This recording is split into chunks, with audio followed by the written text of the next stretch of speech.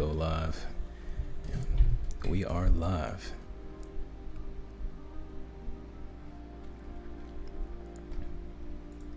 Got this nice background music playing. Remnant 2 original soundtrack. Just gonna be listening to that in the background while we answer questions. Man here? Man. Of course he is. Of course. The ultimate supporter. Nick said, got my like on there for you guys. Will definitely be there from the start on this one. Hey, appreciate you, man. I always appreciate you being here. Showing love and support. Love to see that. You get your eating out of the way? Why? Should I eat more? Oh, shoot. What'd you have? I got pokey. Okay, nice. I had that yesterday. Wait, I have to sign into the chat? Interesting. I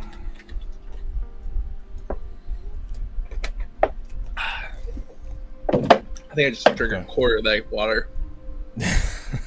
I literally just drank a quarter of a gallon of water right there. Oh, I got my notebook. I've been working on some stuff while we're waiting for the game to start. Love to see it. You down to share what you working on, or is it still top secret?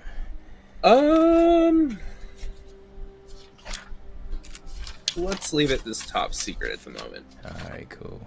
I kind of shared a little bit about it at the last stream, so for those loyal listeners like Nick, you might already know.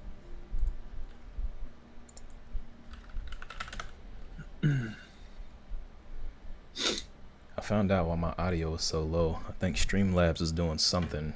I think it's like doing some type of audio balancing, where it's lowering the game volume or any other volume I have going on in the background.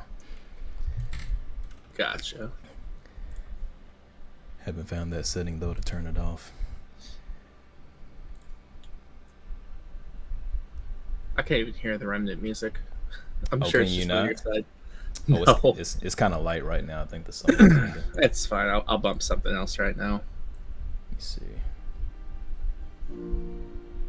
I've been listening to a lot of like original soundtracks, like the past couple of days. What you been listening to? In particular.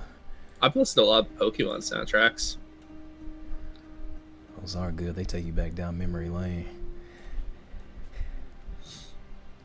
I feel like we got brought up during the perfect childhood.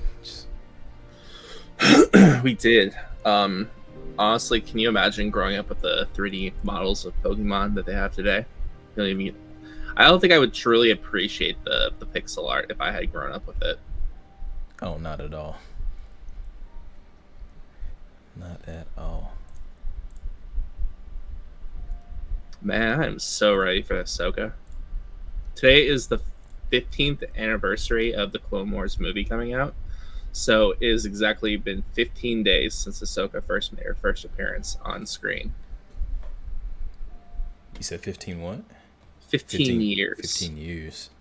Since Ahsoka made her first premiere in the Star Wars universe.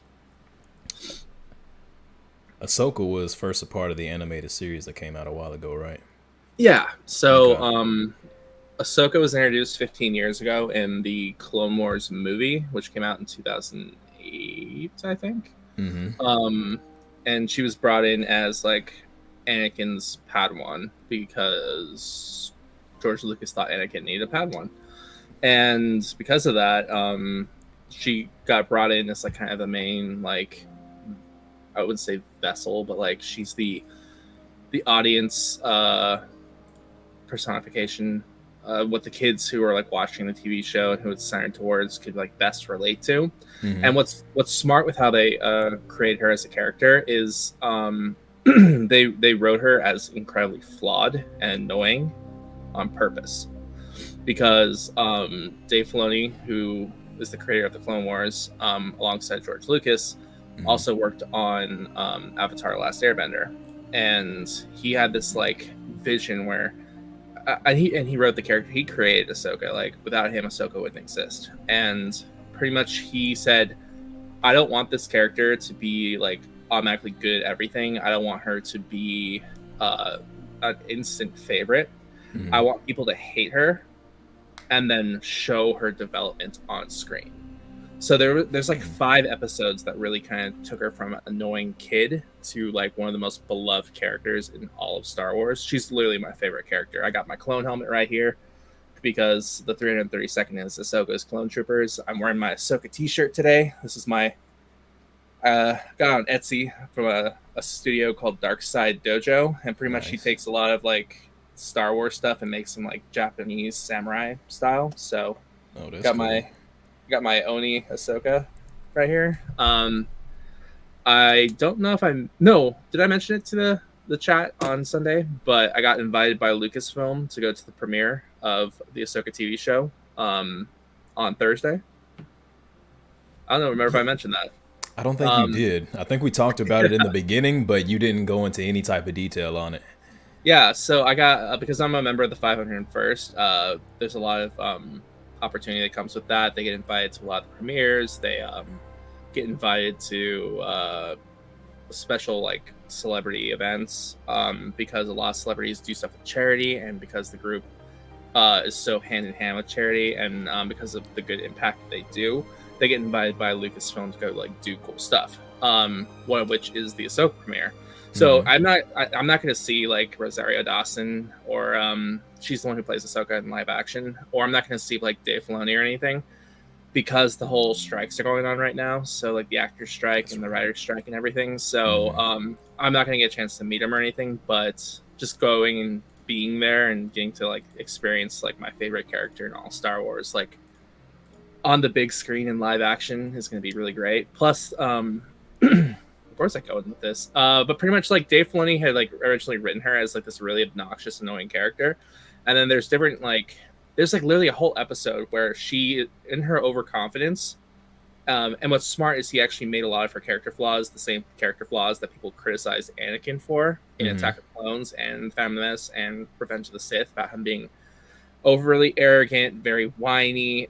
He made Ahsoka the same kind of way, and because that way they have a lot of like playing off of each other. And at the end, when obviously Anakin goes to the dark side, we have Ahsoka. She goes off into after Order 66. She like survives it, and she goes off to found like the rebels, like the Rebel Alliance with Bail Organa, who is Princess Leia's adopted father. So they kind of go off in separate directions. It's kind of showing like how can two different characters with the same kind of personalities and traits, like depending on what happens to them and the choices they make, like it kind of shows like which directions they could go. It was incredibly genius. But there's like a whole episode where Ahsoka is put in charge of a squadron of clone pilots, and she thinks that she's like hot shit, and she thinks that she can pilot and command the troops better than anyone else. And she ends up getting her entire squadron killed, and it's like this like sobering moment for her. Like I'm a leader. I have to be responsible for these people, and my like decisions have consequences. And so there's a couple episodes like that, which really kind of just like matures her, and then she just becomes this fan favorite. Like I said, like she's made it from like 15 years ago being like presented on screen to being probably like one of the most anticipated Star Wars projects that Disney's going to put out in like the last couple of years. It's insane. Huh. All that because George Lucas said, "Let me change the lore." And then you mentioned that the style of that, or the introduction of her, that he didn't want her to be a main character. Well, he did. So, the two main characters of the Clone Wars are Ahsoka, and then Anakin's his clone like commander, because they all have like commanders and stuff. And his commander is Captain Rex. And they are both considered to be the main characters. Anytime there's like a clone arc where it talks about like the clones and like different clones, like Rex is heavily featured in that because he's like the audience. I don't want to say vessel, but he's like the audience connection because he's Captain Rex. Like he's introduced in like the first movie or the first Clone Wars animated movie, and then he plays just a pivotal role in not only like mentoring Ahsoka, but also just there's this great arc, and I think it's season 3 or season 4 called it's known in the fandom as like the Umbaran arc, but pretty much it takes this whole concept where Anakin. A lot of the Jedi see the clones as individuals instead of like duplicates of the bounty hunter Jango Fett. And they each have their own souls, spirits, personalities, quirks. Like they're all just unique, even though they're supposed to be identical. They all have their own like presence in the Force, essentially. So there's and each Jedi general, like Plo Koon or Anakin Skywalker, like they genuinely care about those that they command and who they're like leading into battle. And so this takes Rex out of his comfort zone because Anakin gets called away to go deal with something else, and he's put under the command of another Jedi general named Pong Krell, and he's like the biggest like asshole like you can ever imagine. Like he refuses to call the clones by their names, so like obviously Rex is Captain Rex, and I think his like clone number is like CT hold on.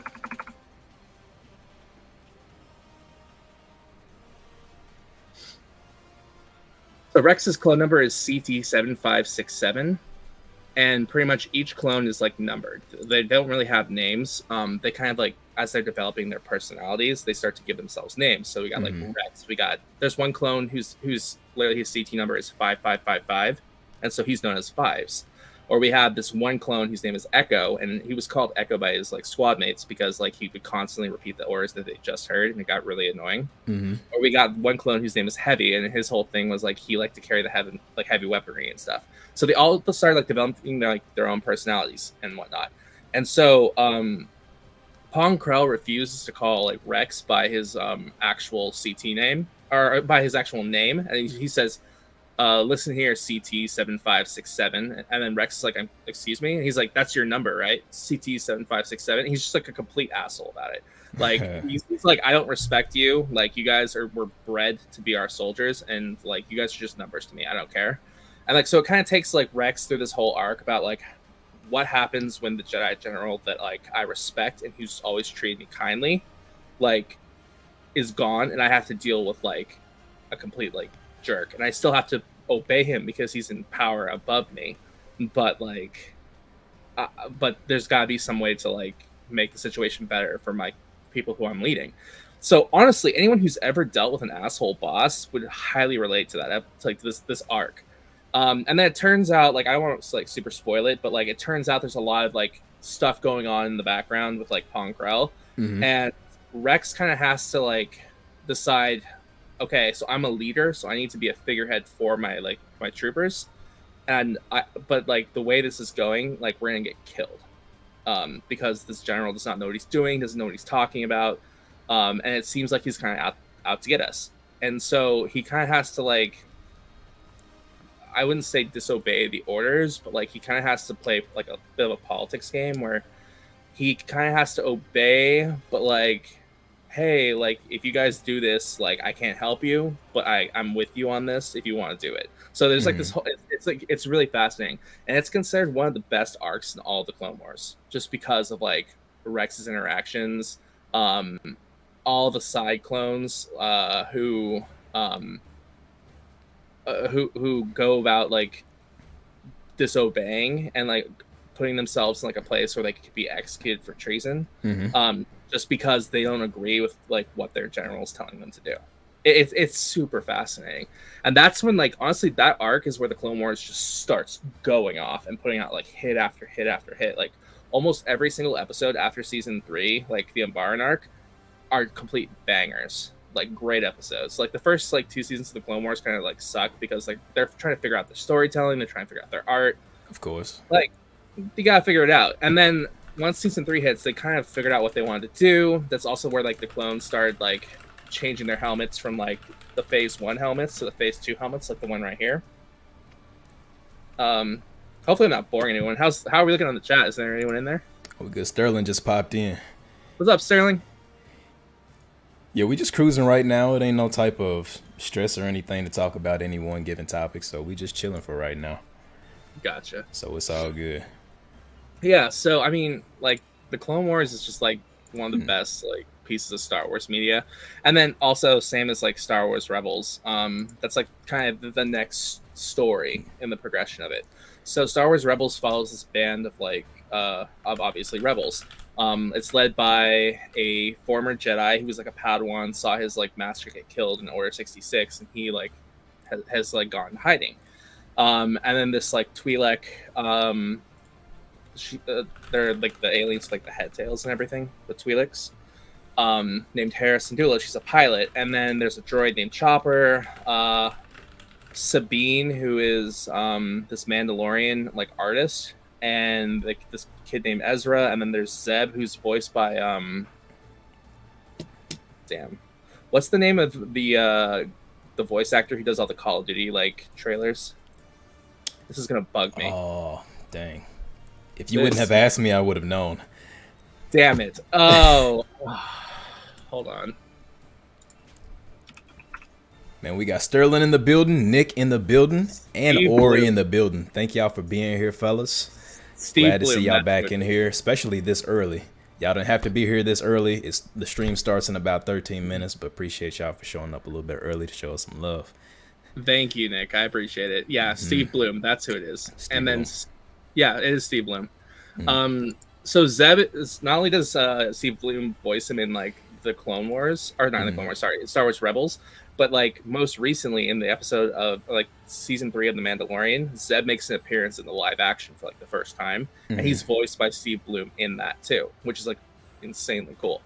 But like pretty much like Rebels continues the story obviously of Star Wars, and at the end of the first season it shows that like Ahsoka Tano is alive, and she has been helping out the rebellion under the code name Fulcrum. So Fulcrum is like essentially the spy network that Ahsoka sets up in order to like kind of gather intelligence on the Imperials so that they can like better plan out their like attacks and stuff like that. So pretty much the Rebels, I think it's kind of the same story. Like most of season 1 sucks. They're still trying to figure it out. But then season 2, season 3, is there 4 seasons? If there's 4 seasons, season 4 too, like phenomenal, like pieces of like Star Wars storytelling and like lore. If you talk to Jack, like Rebels is one of his favorite shows just because of like how much they like packed in there. So honestly, a lot of Star Wars media and Star Wars content that's out right now, the best stuff is the animation. And it's just because they had so much more freedom to tell the stories they wanted to tell versus like have to like put it into like an hour long or a couple hour long movies. Yeah, Go ahead. honestly, man, nowadays I think series are able to capture so much of the universe more so than movies ever could. Yeah. And what's cool is Ahsoka, the TV show that I'm going to go to the premiere for, it's a continuation of Star Wars Rebels.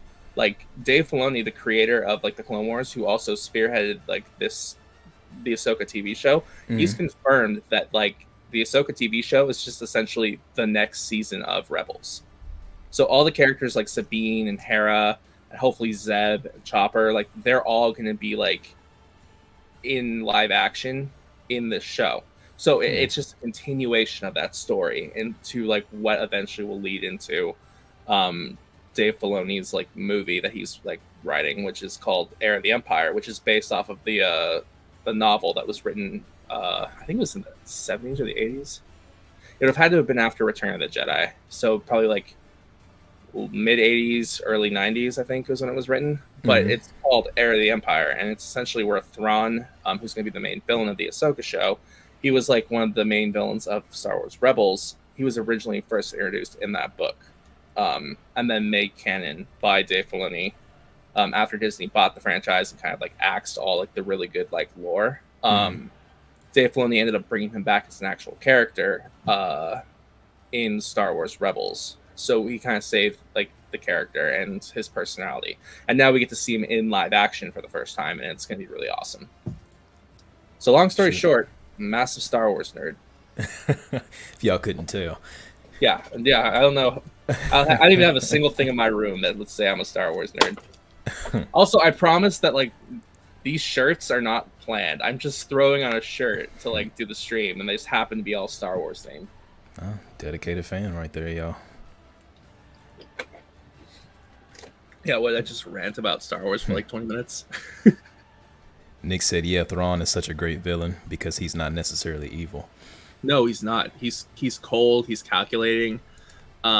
He studies like cultures and like their battle styles by like he can like find out like how a culture will fight or how they're gonna like plan out attacks based on their art. So like he'll find like pieces of their culture, like their art, just completely study it, and he'll be like, the brush strokes are very detailed here, which means that they're very aggressive fighters and stuff like that. Like he has a line in Heir of the Empire, the book, that's like you can learn a lot about an opponent by studying their art or something like that.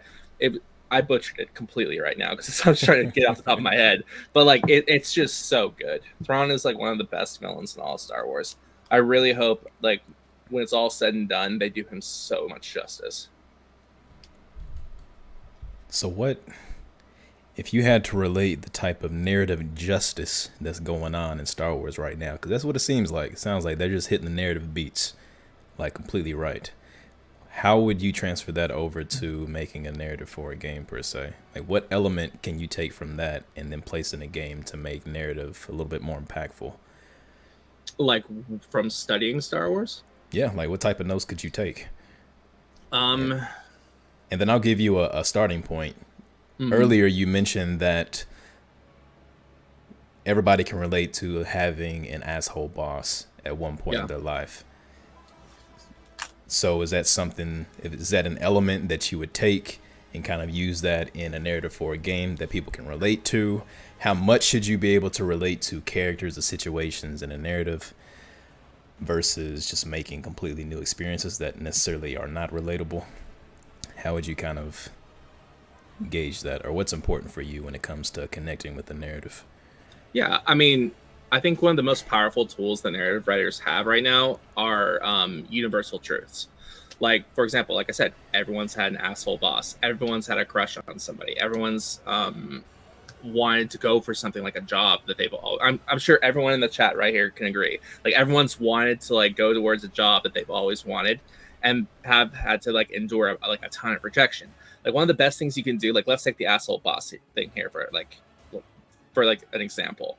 What you could do for like a narrative for that is you are an explorer or you're someone like a blacksmith in a village and you're working your hardest like behind the forge, but for whatever reason the owner of the forge is like you suck, you're not doing well enough, like you're really working towards something, and he's just like picking it apart. And it's not even to be like courteous, he's doing it out of like jealousy or spite, because usually that's where a lot of those like roots kind of come from. Like bosses will start to feel insecure about kind of like the work you're putting out, and they'll start to kind of make you seem like the bad guy to make themselves seem better. Like insecurity is kind of like a huge like motivator behind stuff like that. I have some stories to tell on that. Right? Oh yeah, chat, sign off if I'm preaching here. But like you can easily take something like that and then use that as a character's motivation to want to get out. I was talking to Ty like a little bit earlier today on like my way home, just kind of like venting about some stuff, and I was telling him about how like the reason why so many people are like drawn to stories like Star Wars or even like Pokemon is like it's the ordinary longing for the extraordinary. Like Luke Skywalker is on this dust hole planet, like there's no future for him. He every year he's seeing his friends go away and join the rebellion. They're becoming pilots. They're like leaving Tatooine. And what does his uncle tell him? 1 more year. I need you for another like harvest, Luke. Like we can't afford to go get droids right now to like help out with this. Like I can't afford to hire more people. Like we need you, or else like our like entire like family farm is gonna go down. And Luke's like, yeah, but you said that last year. You said that last year, and like here I am. I'm just getting older. And I'm trying my best to like go and like have a life of my own. I want to see more of the galaxy. I want to do more out there. But what does his uncle tell him? Luke, I need you for another year. And he's like, that's what you said last year.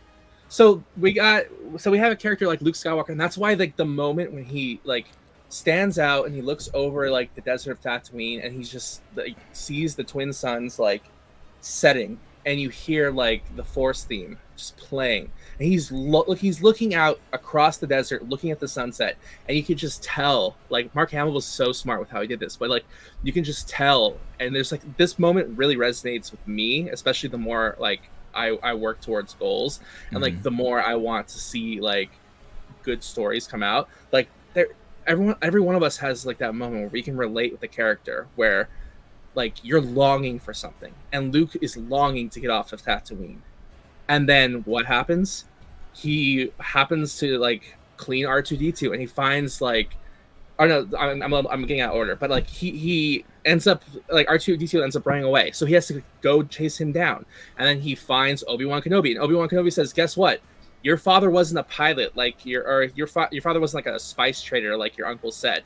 Like he was actually a member of the Jedi, which is like this mythical like race of space wizards." And Luke all of a sudden is like, you know what? Like there's something inside of me that like is meant to do more. And so everyone can relate to something like that.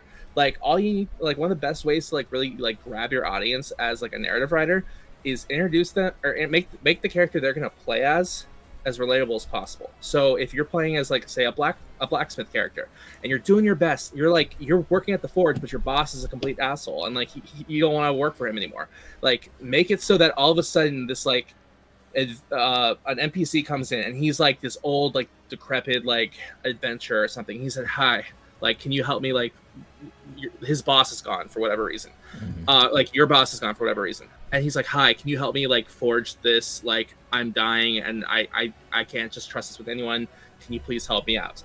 And then all of a sudden, while you're like trying to fix this guy's like sword or something, he dies. So now you're holding on to this mythical sword, and because of that, you have to go out on like an adventure to like return the sword or keep the sword safe, because maybe the guys that were chasing that old man like come to you and they're trying to like get that sword back.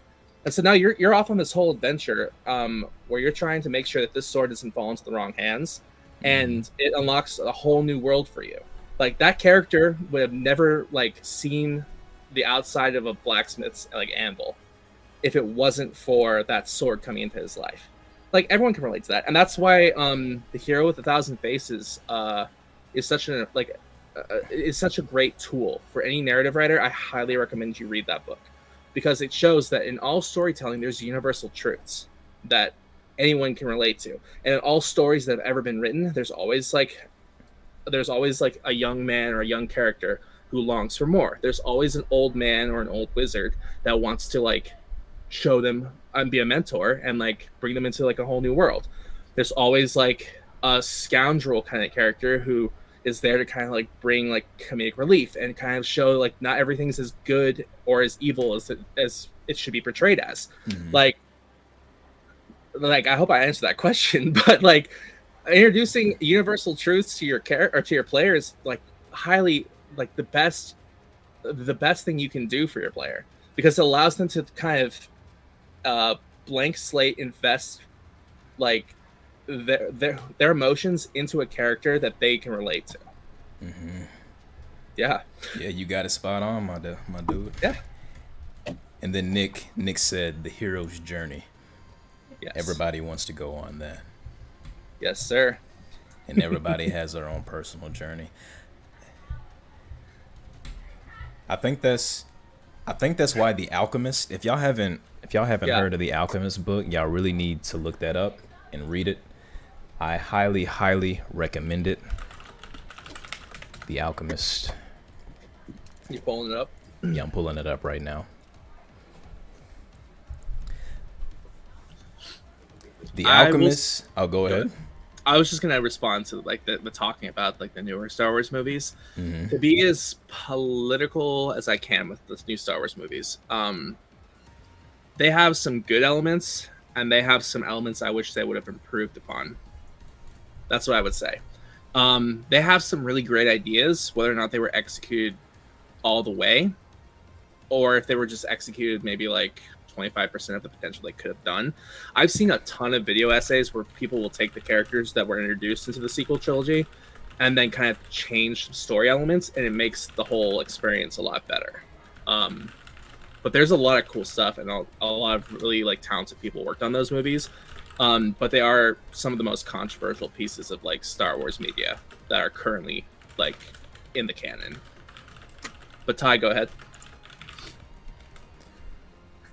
Oh no, I'm just gonna talk about The Alchemist and saying that if you haven't read The Alchemist, you need to buy that soon. It is probably one of the most phenomenal reads that I've ever read, and it really helped me on my journey climbing to the top of where I am right now, because it helps you put, they call it a personal legend in the story, and the overall theme of the book is a boy named Santiago who is a sheep herder that wants to do more with his life. And so he allows the things of his day, like taking care of his family and making sure his sheep are tended to, and all of these things within his life is actually holding him back from his greatest potential, finding his personal legend or figuring out what that is. And so he meets, I'm not going to tell you who it is, but he meets a character in the book that puts everything into perspective for him. And he says, you're going to have to sacrifice what you've known all your life, what you have loved all your life, all of the day-to-day or the daily things that you do. You're going to have to sacrifice those things and put those things to the side or remove them completely in order to pursue what life has for you, your purpose, your personal legend. So along the way, he has many points where he could just stop and call it quits. But the story continues to urge him to push through, wanting to call it quits. Yeah. And so I'm not going to say anymore. It's a phenomenal read. If you're really looking for some type of motivation or some type of like purpose in life that you haven't found yet, reading that book will help you put your lifetime in perspective so that you'll be able to pursue your journey a little bit easier, because it simply tells you, don't get too comfortable. If something is beckoning and calling you to, or if something in life is beckoning you to go towards a certain direction, then maybe you need to follow that, because maybe that's where your heart is taking you. Maybe that's where life is taking you, and you'll never know, and you'll never be able to reap the benefits of finding your personal legend if you don't make the first sacrifice to actually take the first step on your journey to figure out where you're supposed to be in life. So it is a phenomenal book, and I highly, highly recommend it. But the ending is great, by the way. Yes. It's so good. Yeah. It's really smart too. Yeah, shoot me that invite so we can like get the stream started. We're 3 minutes late, boys. No one wanted to say anything. Let's start it up. They was listening to the massive amount of knowledge drop right there. So we good. Y'all let me write about Star Wars for 30 minutes and no one can tell me. But yeah, we about to get into it. Let me switch over to the stream. Where we at? There we go. And then hopefully the chat will pop up there soon. Let's go ahead and get into it. Before we do, looks like we have a Nova in the chat who just wants to pop in real quick. So let's just answer them so they can just pop in and pop out. But right. Nova said, what's the best way to actually demo a combat design portfolio? Is it best to show the demo itself or a demo with commentary? Something else? Question mark. If you direct message me on LinkedIn, I can help you out. I actually have 2 people that took my feedback that were combat designers that I told them to boost up their portfolio in a certain way. And I actually have real-time examples that you can actually go to their website and check out how they structure things. It's a lot of video, a lot of reference images, a lot of GIFs.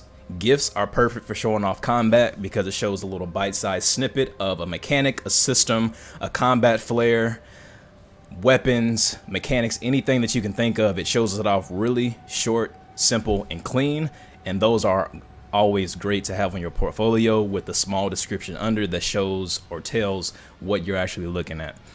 So there is a way to do it. It is tedious. It's going to take some time. It's going to take a lot of investment into making sure you get the proper video footage so that you can display your combat in the best fashion that you can. But DM me and then I will give you a prime example of 2 people who have gotten jobs from their combat portfolio. Hell yeah. All right, shoot that invite. What are we waiting for? Okay. Man, I gotta drop the knowledge, man. Man, I see you just sitting there looking at that pillar. There we go. Invite sent. There we go. And I'm gonna touch the crystal this time, just so you can go ahead and spawn in. I've learned my lesson. I'm waiting for the game to load right now.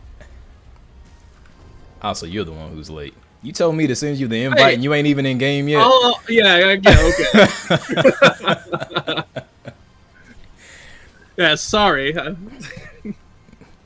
Nova said, awesome, I'll do that right now. I'm hoping to have the first level fully done by tonight and start getting the content together over the next couple of weeks. Thank you for all you do, Tyvic. No problem. I love to do it. Love to see y'all succeed. That is all that makes it worth it for me, is just knowing that you all are getting the information that y'all need to succeed. And I'm happy to help, always. I can't help everybody one-on-one, but I can help out who I can one-on-one and then share general information to everybody else. So yeah, I try to juggle it. How about by catching that pillar? God, I missed it again. I just can't win. Can somebody admonish him in the chat? We don't accept shame in the chat. Yeah, what was that word that we had to like Google the last time? Like I can't even remember what the word was. Was it like Nugatani or something like that? It was Nugatory, and then Katie came in here and corrected us to Nugatory.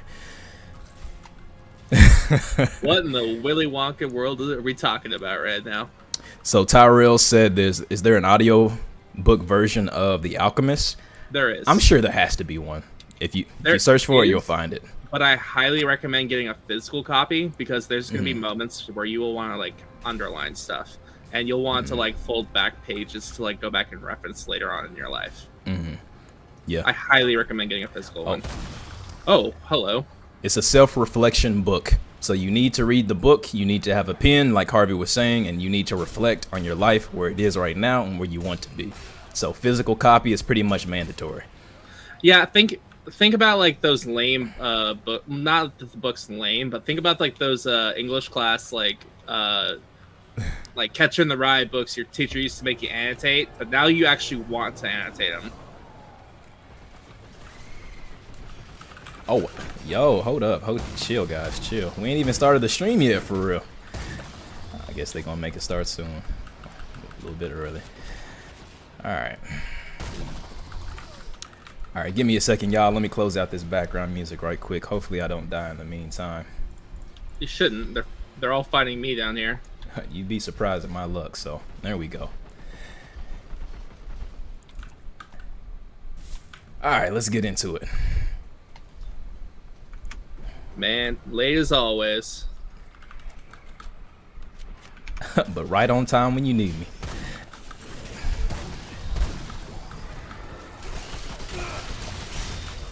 Man, I hope we get another boss fight tonight. I do too. We've been cutting through these environments pretty fast lately, though. So hopefully, whoa, be pretty good.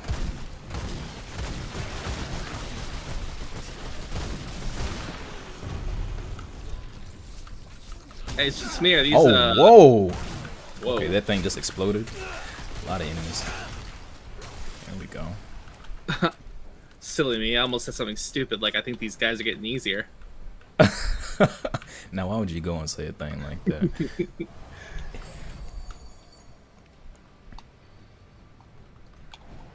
Okay, my game is kind of stutter stepping a little bit, so let me make sure I got all my applications closed. Okay, we're good. Ooh. Alright. Alright, cool. We ready to go. Man, I'm gonna beat the whole game by the time you get in here. You're not going that fast.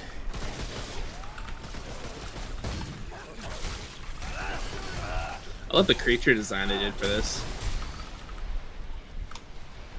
It looks very... It remind me of, what's that Pokemon? And it was a Gen 3 fossil Pokemon. Amaranth, I think? Do you remember Amaranth? I do.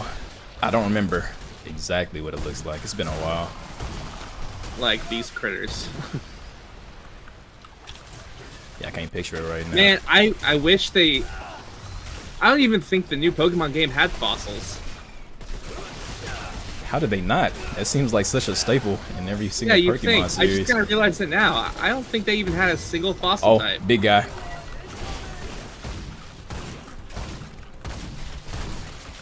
Oh, is he bugged out? Oh, no, he's not.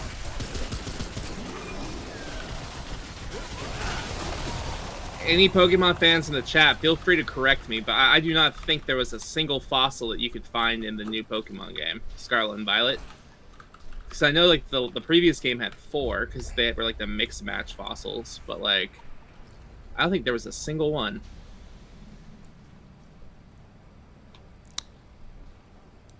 Okay, Nick said, any death count bets tonight? Nick says we're going to die a total of 6 times tonight. And then Nova said, before I head out, I highly recommend checking out the game GTFO. Super tough and some amazing enemy design and levels. Okay. But how's the lore? I mean, if it don't have any, I'm sure we can make it up as we go along. Yeah. A little creative exercise. Yeah, why not? Vacuum Oh, we got a new seal. ring.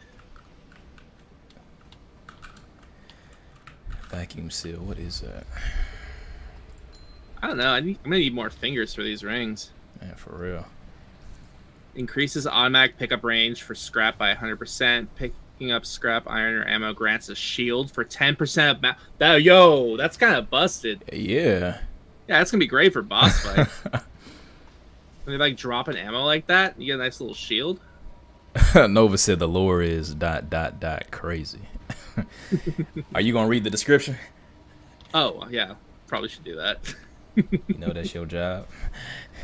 You tell yourself it's not a black hole. It can't be. A black hole, even the size of a pin, would destroy the entire world, wouldn't it? But if it's not a black hole, why is it sucking the light like that? That's a good question. And then the text was, there is no power source in the universe greater than that of Alepsis Tara. A normal black hole produces so much dark energy that it can sustain its own existence, but Alepsis Tara produces enough energy to sustain both itself, Ne'erud, and all the stars in the universe a trillion times over. See, that's really good. That gives you a lot of information about this world. Mm-hmm. You don't give credit where credit is due. Hell yeah. That tells you so much information. Wait, Katie says shame. Who's she shaming? I think you, because I said to admonish you for taking forever. Oh. Yeah, it literally gives you a little shield. And then Nick said, "Are we counting individual deaths or just total deaths?" I think / wipes. I think if Nick or someone in the chat doesn't mind like keeping track of each of our individual deaths and then like how many times we both die, that would probably be great. I think we should do both. Okay. Then Katie said total deaths for sure, and then Katie says we're gonna die 8 times. Ty's gonna die 80 times. 8. I ain't that. Yo, my skill at this game is impeccable, state of the art. I will not be dying 8 times. Was that improbable? No, you heard me right. I heard improbable. And then Nick said, "Okay, I'm keeping a spreadsheet to count deaths for this stream." All right. Yeah, at the end of the series, we'll get like a total deaths like since like today. Hey, are you just standing in the corner by yourself? Yeah, I'm switching out my rings, man. I'm with my boys. Increases duration of all status effects applied to the wearer. I think we can get another ring on here that does a little bit more.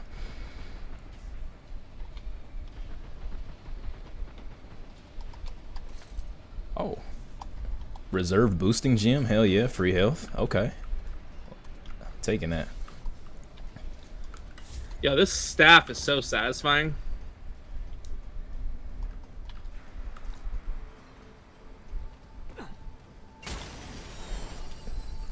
Makes me wish I hadn't spent the money on that katana. This is a great weapon. Nah, you don't laugh at Harvey's jokes like that. What happened? It's gonna be no shaming me in this chat. Yeah, I think we got exclusively shame him, chat. What do you think? I thought she was progressing something. Yeah, I'm progressing this. Never mind. I gotta remember we're family friendly here. Yeah. There, I can't jump through this. Oh wow, I can barely see that window. Okay, so we gotta go back around. We gotta go upstairs.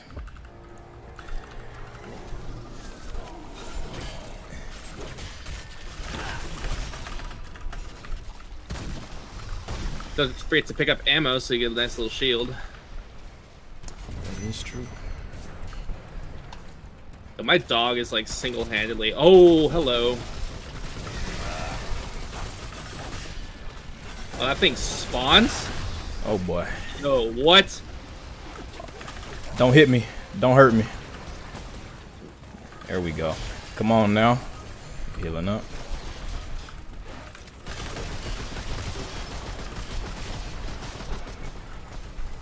That thing's shooting from the top.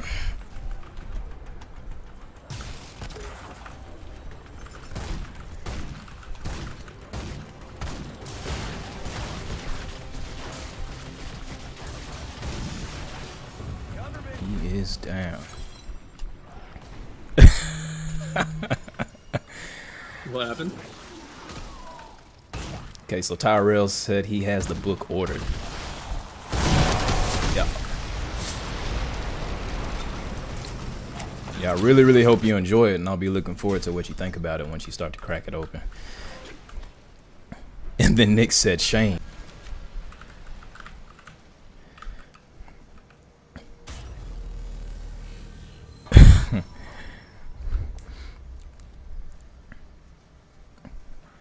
Then Nick said, yeah, he's taking up time. Got to balance out the 30-minute Star Wars with 30 minutes of Ty sitting in the corner. Hey, we always go for balance around here.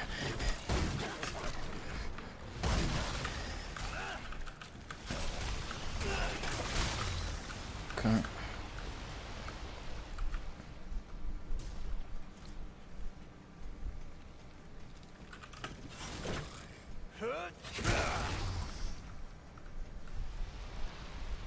Error glyph. I wonder if do the quest items say anything in particular that we can take lure away from? Oh, they do. I don't think we've been reading the quest items, Harvey.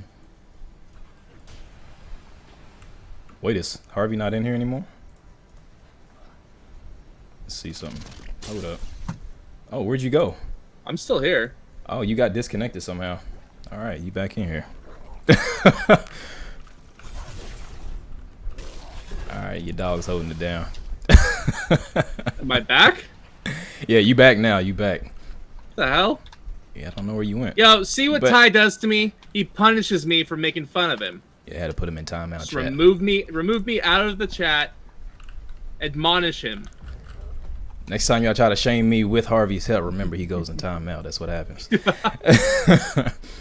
What I was saying, Harvey, when you was gone, is that the quest items actually have lore on them as well, and I don't think we've been reading those.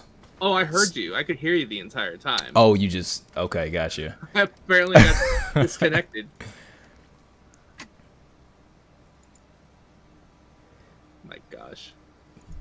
So what I was saying was that in terms of Star Wars media that's currently out there, two of the best things are Jedi Survivor and Jedi Fallen Order. Like, if you guys haven't played those games yet, I highly recommend you do, especially if you're a Star Wars fan.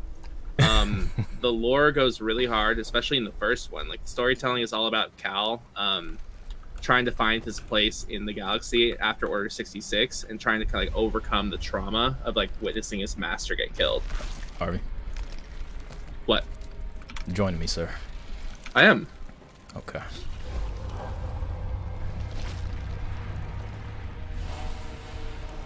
Oh, that's cool. The design looks like those, what are they called? Water bears? Tardigrade, yeah.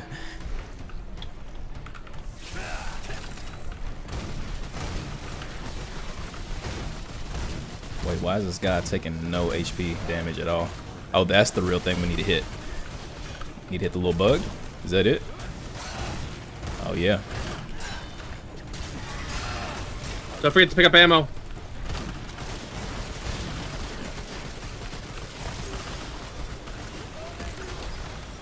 Whoa. Careful, these things will jump on you. Okay.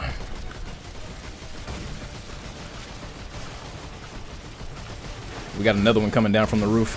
Yeah. The thing's going inside it too.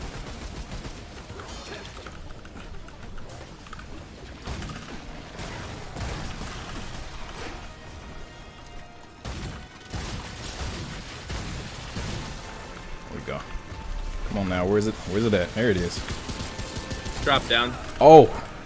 Yo, get off of me, chill. Where'd it go? There we go. It's a cool design, though. You really don't see too many enemies that actually jump on you, grapple onto you, and you can still move around. I like that design. It's cool. Yeah, it doesn't lock you in anything. Oh, that sucks. You can't stack the shield. You can only reset the cooldown on it. In that case, it's still 10%.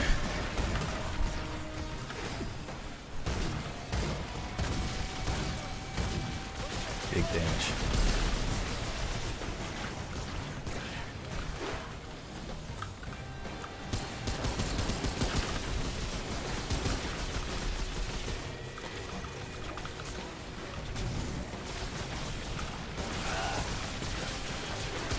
Wait, where did this thing go at? There it is.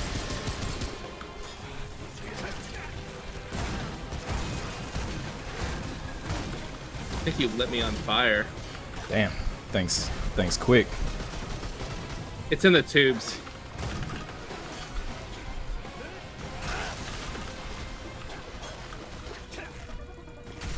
Oh my gosh, I'm getting lit up.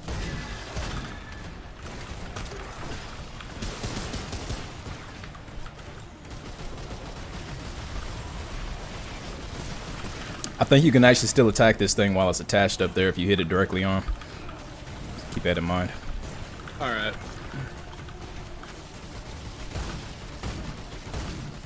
No, it's giving me a red X. Oh no, that just means I'm hitting it. Never mind. Ignore my ignorance. There we go.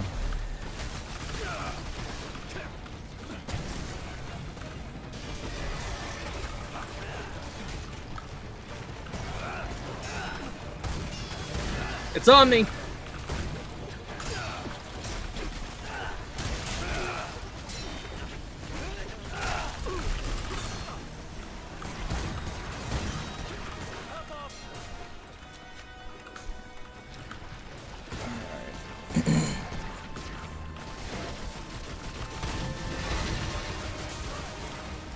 It's a pretty fun boss fight, not gonna lie. You kind of have to keep track of like the little guy.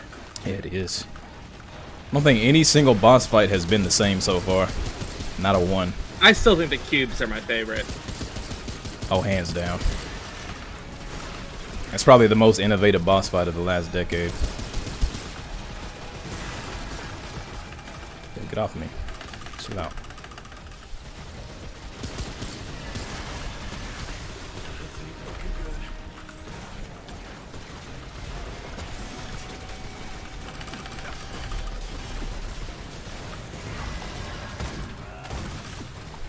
I got it near me.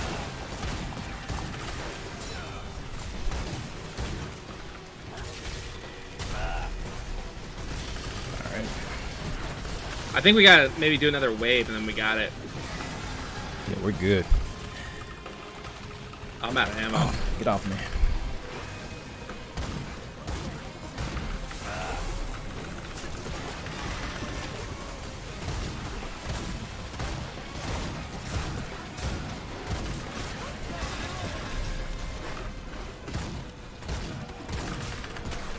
Oh, that's not good. We're almost good. We almost got it. Oh my gosh, I'm like pinned.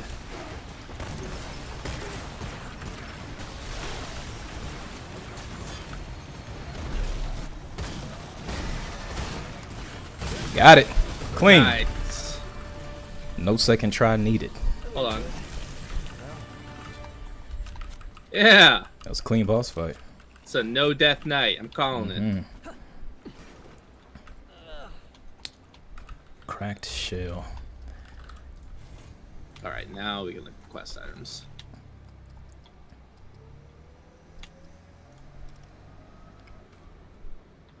And then I'll let you read it off. We should probably head back to like the ward so we can turn these things into items. The cracked shell. The shell of one of those creatures from the hatchery. It's inert, dead, harmless, and yet the warmth of life pulses ever so faintly from within. Lepsis Tora did not consume everything. Though nothing can escape it forever, there exists forms of life that can resist even entropy for a time. That's interesting. It does its job. It gives us some more context to these creatures we're trying to kill.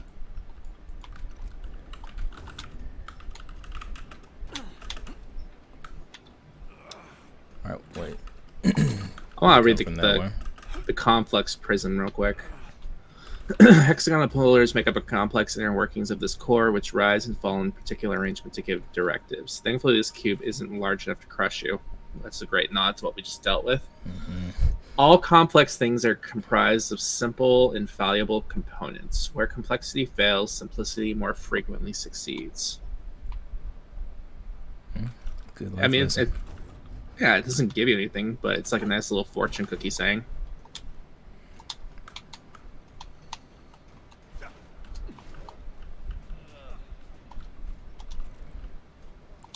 Nick said, "Who going to die first?" I mean, we all know. Ty or Harvey. Press 1 for Ty and 2 for Harvey. Why am I number 2? Katie said 2. She got my back. She know what it is. Yeah, I hope she has your back. And then Ori said, "What's something you feel is not taken into account as much when working on combat? I feel an underrated aspect is having effective camera positioning with animations, breaking stuff down in my head." Yeah, camera is so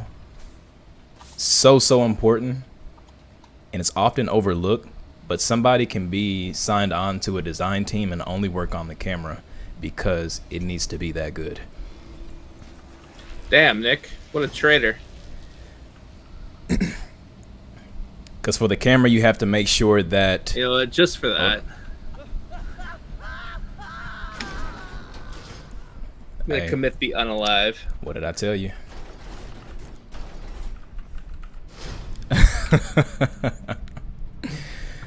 So yeah, or for the camera, you have to make sure it's colliding with geometry in the appropriate way when you go into a building. If you're in a fight and you're fighting enemies, what is the camera supposed to do?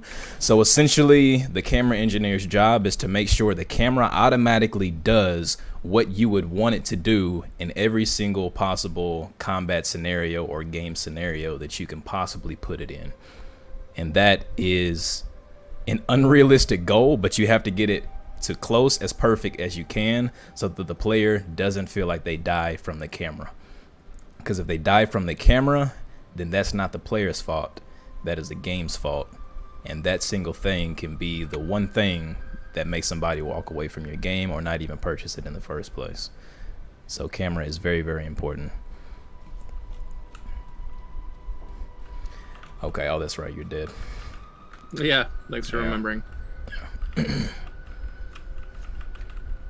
Yeah, we should go back to the ward and turn those things into craftable or into items. Okay, yeah. Oh, man. Sounds like a good plan. How was everyone's Monday and Tuesday? Are we all surviving out here, or are we barely hanging on?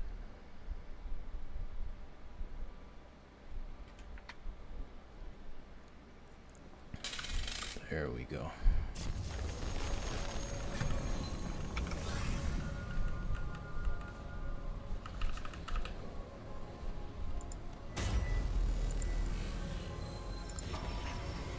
Tyrell said big chillin' right now. Hell yeah. Alright. Let's head back to the 13. Ori said 1 day at a time. 1 day at a time, 1 step at a time.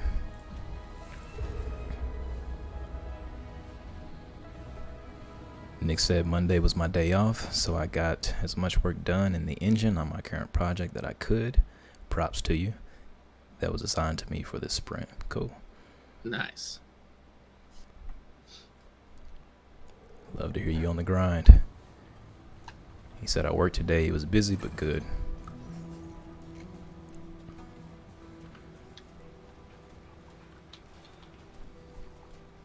Be real cool if you talk to me, lady. know she got to bring that sass.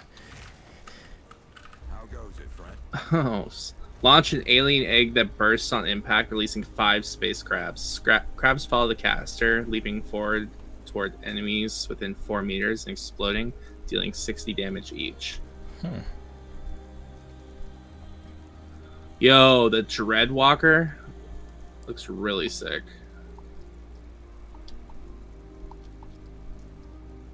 Am I gonna... Man.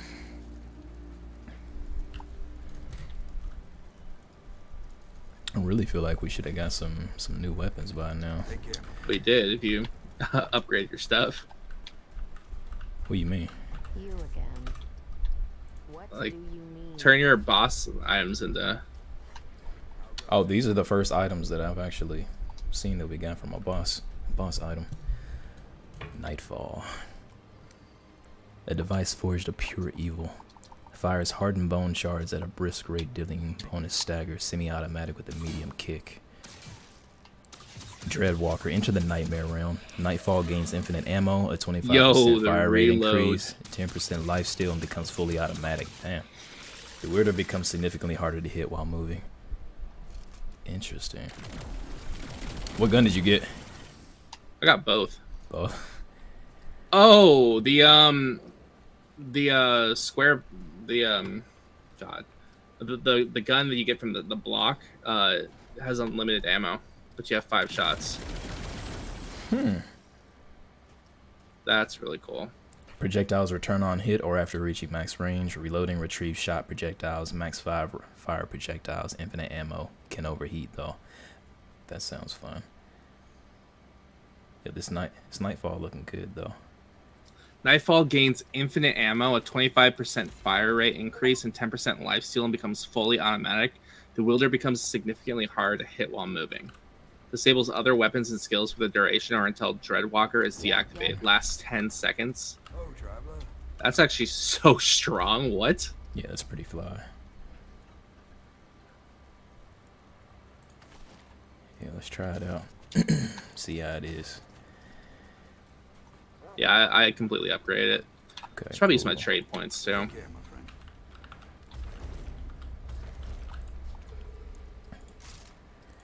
Quit that Nightfall. See what type of mod.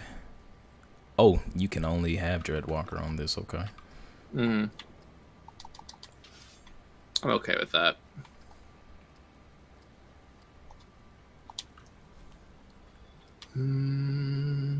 Critical hit chances up. Stagger modifiers more.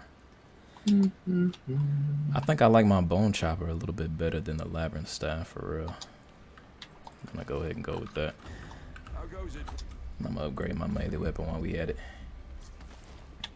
Get a little bit more damage. There we go. You know where to find me. I can upgrade my hunting rifle too. Yeah, we gonna do that. You know where to find Just in case I need to fall back on it.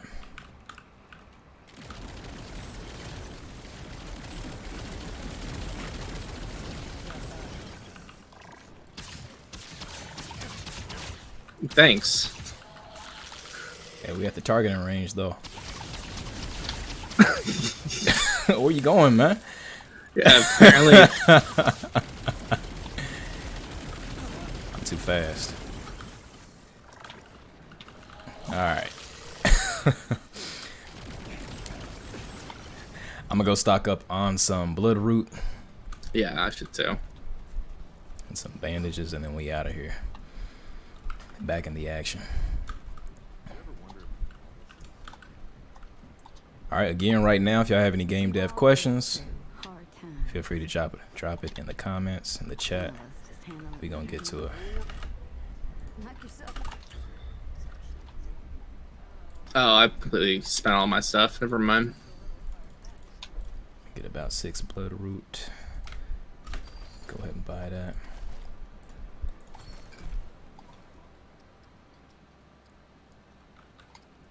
Alright, we good. Anything, I'm here. Are you good on purchases?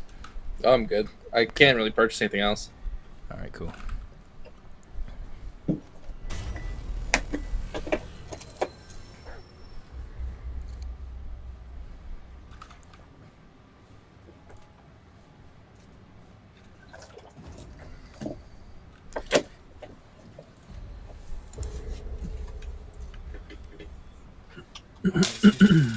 I still wish I could name the dog.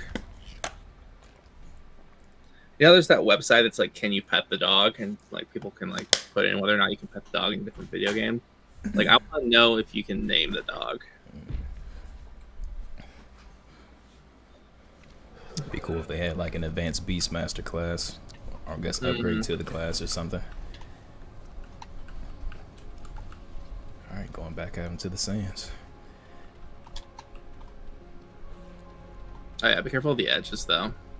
So Jack is not in here right now, but he did say that there was an area over here that has a secret path, and we gotta look for it. Oh, how interesting. Maybe the closer you are to some of these like enemies, like with this gun, the faster it shoots, because it has to come back to you.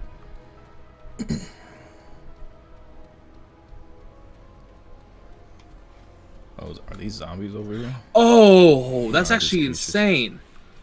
So you know your ring that like when you pick up ammo, it gives you a shield. Yeah. It includes the ammo that comes back from this gun. Oh, really? Also, Yeah. you just got a permanent shield then. Oh no, I might be wrong. Wait, why am I? Yeah, that gun's reload is sick. Oh.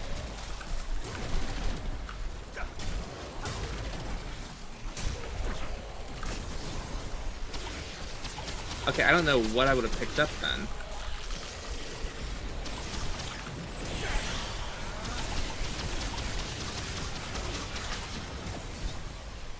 Oh, this gun can do some mad Oh damage. no, it's because I'm automatically picking up scrap. Scrap is one of the things that will like feed it. Oh, that's right. And you have the increased range for scraps, so you don't even got to get close anymore.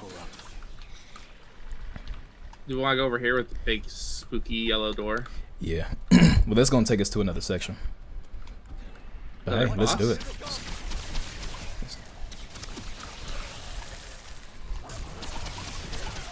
it. I like these enemy designs. Oh, the purple stuff is suppression, so you can't move in it at all, or you can't dodge in it. Yeah, I'm suppressed. Are you? Where are you? I'm just still out in the field.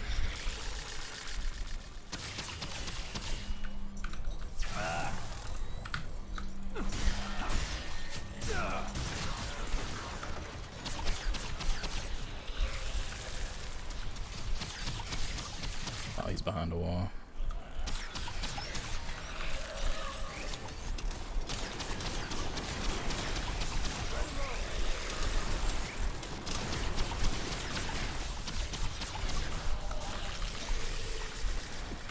Okay, Sterling said, what do you guys think about game fidelity? My meaning related to having games that can run on more machines versus high-end graphics, etc. I think the battle bit that just came out didn't have the best high fidelity graphics. It's structured after Roblox graphics, and it is one of the best multiplayer games that have come out in a while. So high fidelity graphics are great, but gameplay will trump high fidelity graphics in every single case, every single time. Yeah, I mean, there's a lot of games from even back in like our childhood that had terrible graphics by today's standards, but I know Jack, if he heard me, would be like losing his mind that I just said that. But like the gameplay is a lot more fun than some of the stuff that we're playing currently.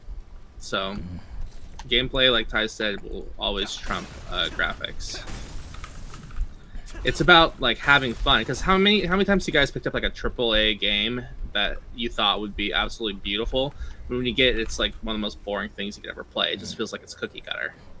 And then you'll play a game like, I don't know, Pokemon Red. I'm on a Pokemon kick. I don't know why, but like, like you'll play like Crystal or like Gold and Silver, where like there's not even that much color in the game, and you're still having a great time. Never seen anything like this before. Ty, are you still hot up where you're at?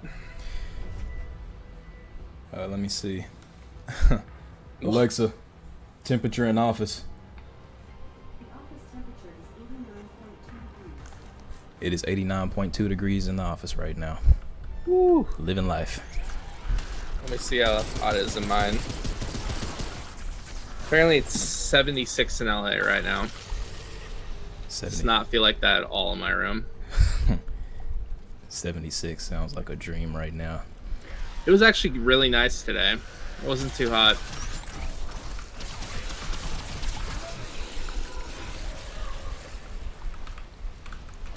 Apparently there's like a hurricane that's like off the coast of Mexico right now, and they're talking about it might come and hit us in California.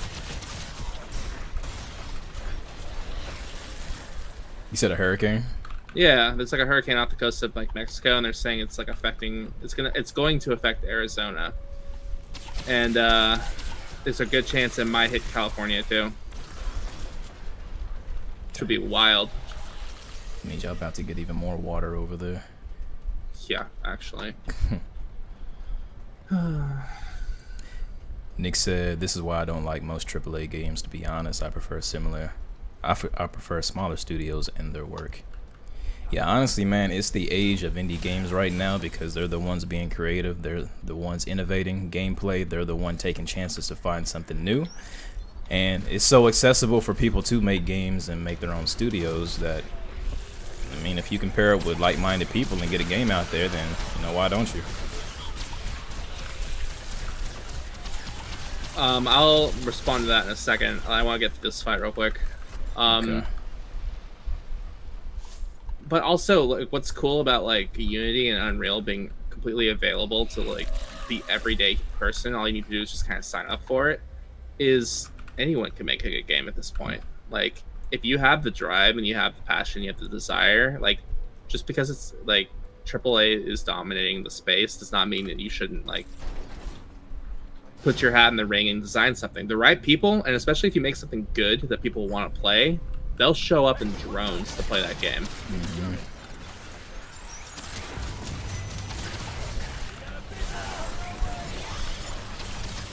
I mean, like, look at Cuphead. Like, that was a indie game at one point.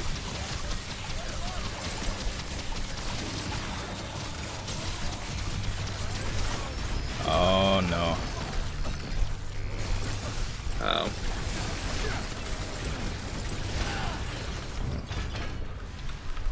Not too bad. Dude, it was sick. You actually like went invisible and you're like a mist. Yeah, that's a super dope ability on this gun. What we got here? Trait point.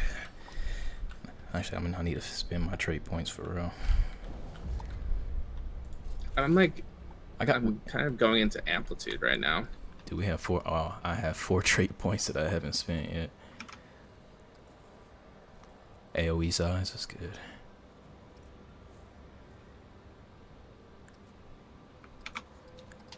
I want to say I want more mod power.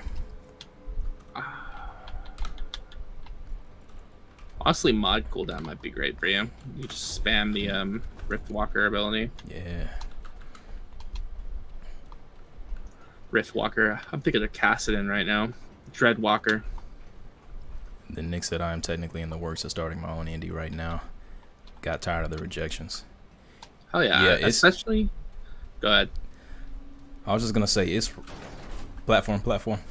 I was gonna say that it's pretty rough Through the platform. going through rejection after rejection and you not getting the information that you need out there, which is why I started this whole thing in the first place. And one thing that I absolutely do not agree with, I'm not gonna say that I hate it because I know that they're coming from the right place, but I do not agree with people being like, just apply. You never know if you don't take a chance on it. But only about 5% of the jobs that you actually see on the job market are going to be catered to what you're actually looking for. So you're wasting a whole bunch of time taking their advice and saying just apply, and you're applying and you're getting rejected. Every time you get rejected, that is a negative. There is no getting used to rejection. Think about what that does to you mentally. You get used to rejection, and so after a certain while, you're used to rejection, and then you're not getting any traction. You're not succeeding. And so you feel like a failure. There is no type of honor or armor that you can build to better yourself against rejection if you keep on getting rejection after rejection after rejection.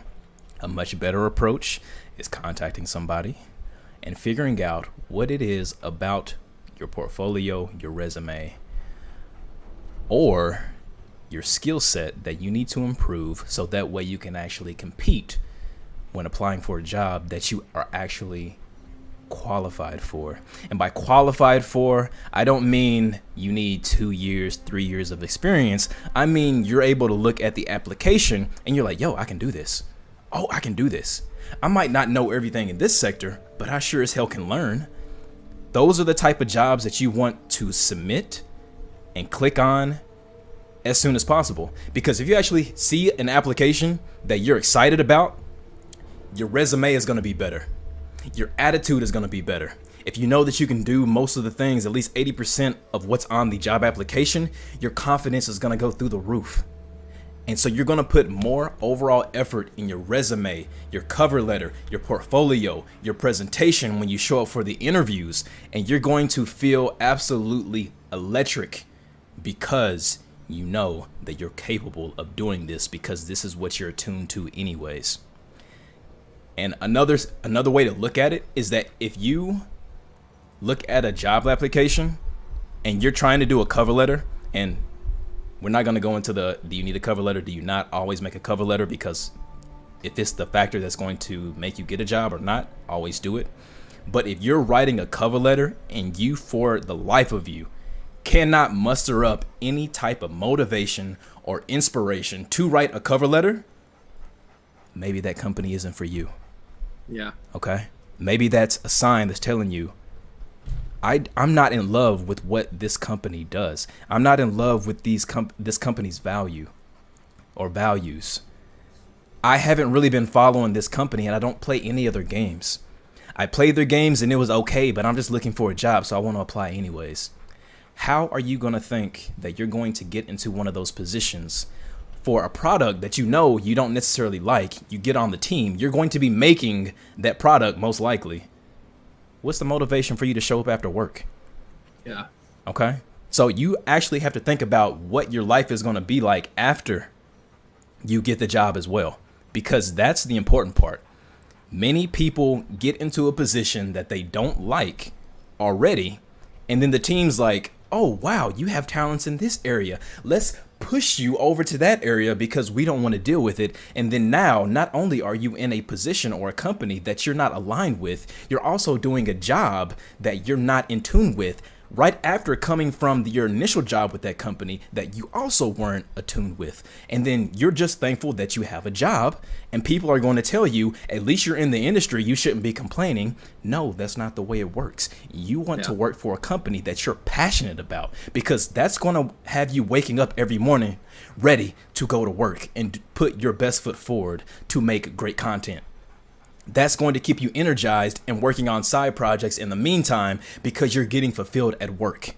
Work is 8+ hours of your day, every single day. Well, not the weekends, but 5 days a week. That's 40 hours. You're going to be spending 40 hours doing something that you're absolutely not aligned with or not in tune with. That is going to crush you. That is going to strip your passion away from you over time. After the honeymoon phase drops off of you just being happy that you got a job, you're going to be absolutely miserable.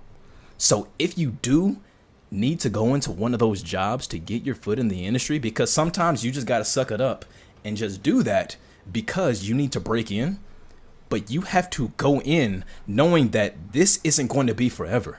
I cannot let them push me to an area that I don't want to be in, because that's going to throw you off trajectory in the long run. And then you're going to stay in that spot because they told you that's what you're good at, even though that's not what you want to do. And you're not going to be fulfilled with your life because you're doing something on the daily that you don't even want to do in the first place. So you have to make sure that if you go into a job knowing that it's not exactly right for you, you have to be planning your trajectory to make an exit strategy after you have learned from that job in order to get to the place where you want to be. And I'm not saying join with the intention of completely exiting the company, but you have to know that once you're done learning at a particular company, you need to move on if you're not learning anything else. Because that's the death of passion right there, is being at a job where you're not learning. You either learn or you earn. It's best to have both. But you better be somewhere in a company where you are learning rather than earning.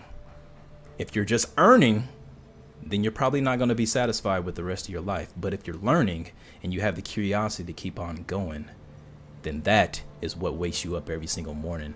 That is why I'm so passionate when I speak about video games, because I absolutely love the companies that I have worked for and the company that I currently work for. That's what keeps me going. Okay, so that's very, very important for you all to know. After the initial breakthrough of getting into the industry, make sure you stay diligent about whatever trajectory you're trying to go towards. Okay, very important. All right, rant over. I mean, you pretty much said it. There's only two ways of, like, if you're working in a job in the industry that you don't want to work, or like for a company you don't really care about, there's only two ways of doing it. You're going to either burn out or you're going to start hating the industry, or both. Like, like Ty said, you kind of have to have your exit strategy in place, or otherwise you will burn out, or you will just absolutely hate the games industry and start looking for a new career. Mm-hmm. So, I mean, also in the meantime, grab yourself a journal, work on like a project that you want to work on, like in your free time, and start figuring out like what about the games industry like makes you passionate and keeps you passionate, and then continue pushing towards that goal. Like I said, you might have to work like a QA job you didn't want. You might have to go, I don't know, test audio tracks for something you didn't want to do because you might have a background in that. Like everyone kind of has to, like, I want to say everyone has to kind of like deal with some shit, but like everyone has to put up with like a little bit of crap before you kind of get to where you want to be. It's kind of like, it's almost like it's testing you to see if you have what it takes to want to like really do these things you want to do. Mm-hmm. And just to your point, Harvey, about you may have to go through some stuff you don't necessarily want to go through, is that some people, they start off not even on the game development part. And I'm not even talking QA. I'm talking they were a custodian at a game studio. They just wanted to do anything that they could to just be in the environment so that they could just get the conversation started. So maybe that's something that you would have to do. So always be looking out for opportunities where you can actually leverage that. It's going to take time. It's not going to come overnight. But as long as you can be in the environment of like-minded people who are making games, then you're, by proximity, are going to learn from them as well. Even like security jobs. Like I know a couple people that did security jobs for some game studios. And I mean, they still get to be around it. They still get to interact with the developers every day. Mm-hmm. But let's hop back into this. I think we got probably a boss around the corner pretty soon. Yeah, let's get it. All right, there we go. We're going this way. Oh, were we? Oh, yeah. Yeah. Okay. Watch. If we find a boss, Nick's going to accuse us of watching the guides again. We just said good. We take those as compliments, baby. Compliments. Yeah, we created the guides.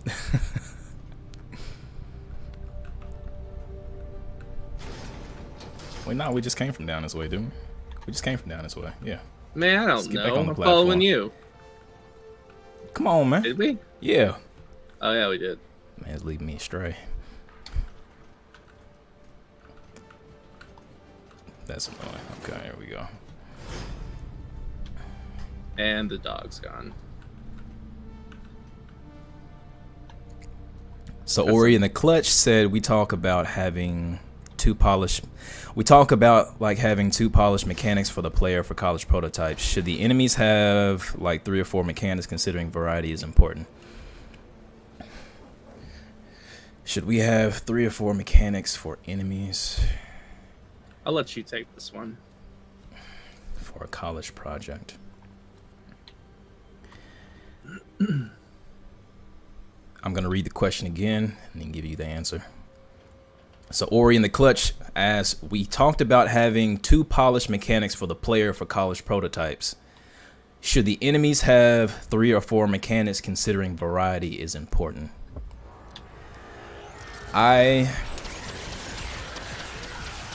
would say the amount of mechanics should not really matter. you have to stick with the interesting mechanics and then cut out all the rest. So experiment with different mechanics. It doesn't have to be 3 or 4 or a certain number, but try everything that you want to. Try things that are cool. That's how games are made. That's how great mechanics are found out. You just try cool stuff, and then you have to cull off. You have to remove the mechanics that are just not working until you're left with the mechanics that are just so fun that you just have to keep in. If a mechanic kind of works and you want to keep it in, sure, you can do that. But if a mechanic is just not fun to play against and you keep on getting that feedback, you have to let it go, and just it's best to remove it from the game entirely. So I would say if you want a solid number, have an enemy type that has about 2 mechanics. Go from there. 1 melee, 1 ranged. So that way you can understand your combat from the player perspective in a melee range and you know, from far away. And then you can start creating variations of the melee and range once you figure out the combat for both of those and what's actually fun. So design mechanics around different types of spacing. So close range, medium range, long range, melee combat, range combat, traps, you can do those as well, but different types to find out what's good for your gameplay. But there is no hard and fast number. And then you know that I preach, have one great player mechanic and polish it and then design the game around that. You can also have an enemy type that just has one single mechanic and just make that one mechanic fun and polished, and then that's all you need.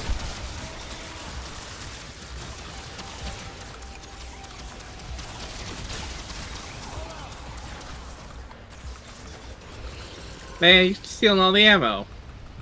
That's what I do best. Yeah, and I gotta use an ammo box. I shoot a lot of stuff. Use your melee weapon, man. You use your melee weapon. I do.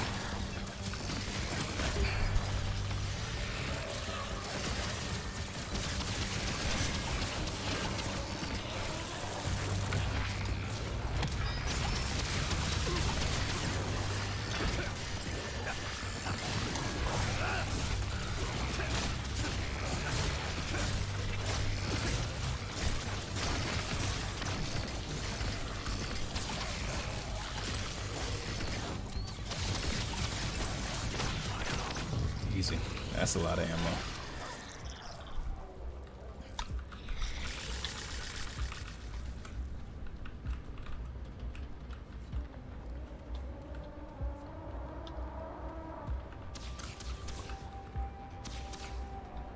Then Juan Ramirez said, thanks for making this space. Really appreciate the effort of you sharing your knowledge and experiences. Of course, I love to give back. I had a difficult time getting to the industry and learning stuff, so it's only right that I give back to y'all so that y'all don't have to spend as much time as I did learning these things. And then Nick said, Ty is like that guy in the old arcade games like TMNT who would grab the pizza when he only has 2 bars gone. Shame, Ty, shame. Hey. I mean, I played the new Switch version of that TMNT game with Ty, and he is that guy. I just want to say. I am. You got to stay healthy. I'm all about health. Health is wealth.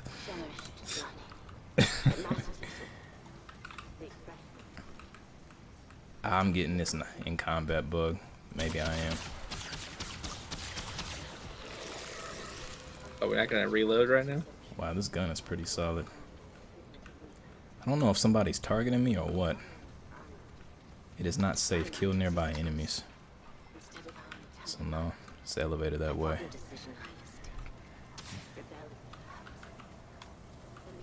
I'm gonna go up this way right quick. See if we can clear out.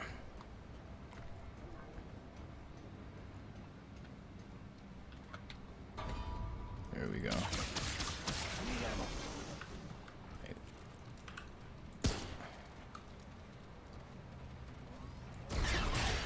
Oh, he had a melee weapon too. Okay, I see. Man, he didn't do anything. I like it. And then Nick said, I mean, the more variety for enemies, I feel it helps keep it at least stale and stagnant Wait. I mean, the more variety for enemies, I feel it helps keep it away from being stale and stagnant for the player, so it changes up for them. Yeah. If find your mechanics that work for you. Find the fun ones. Then once you find the fun, create variations of that fun. Yeah, I was gonna say, a lot of, from what I've seen for like developers working on like enemy like attacks, the best thing you can do is like take something like a slow and then modify the particle effects to make it seem like it's also slowing from a different reason. And you might even take that slow and make it so that you're actually taking poison damage, and that's part of the reason why you're slowing it. Just like little ways you can like vary like a basic core mechanic will make your game seem a lot more rich and have a lot more like details.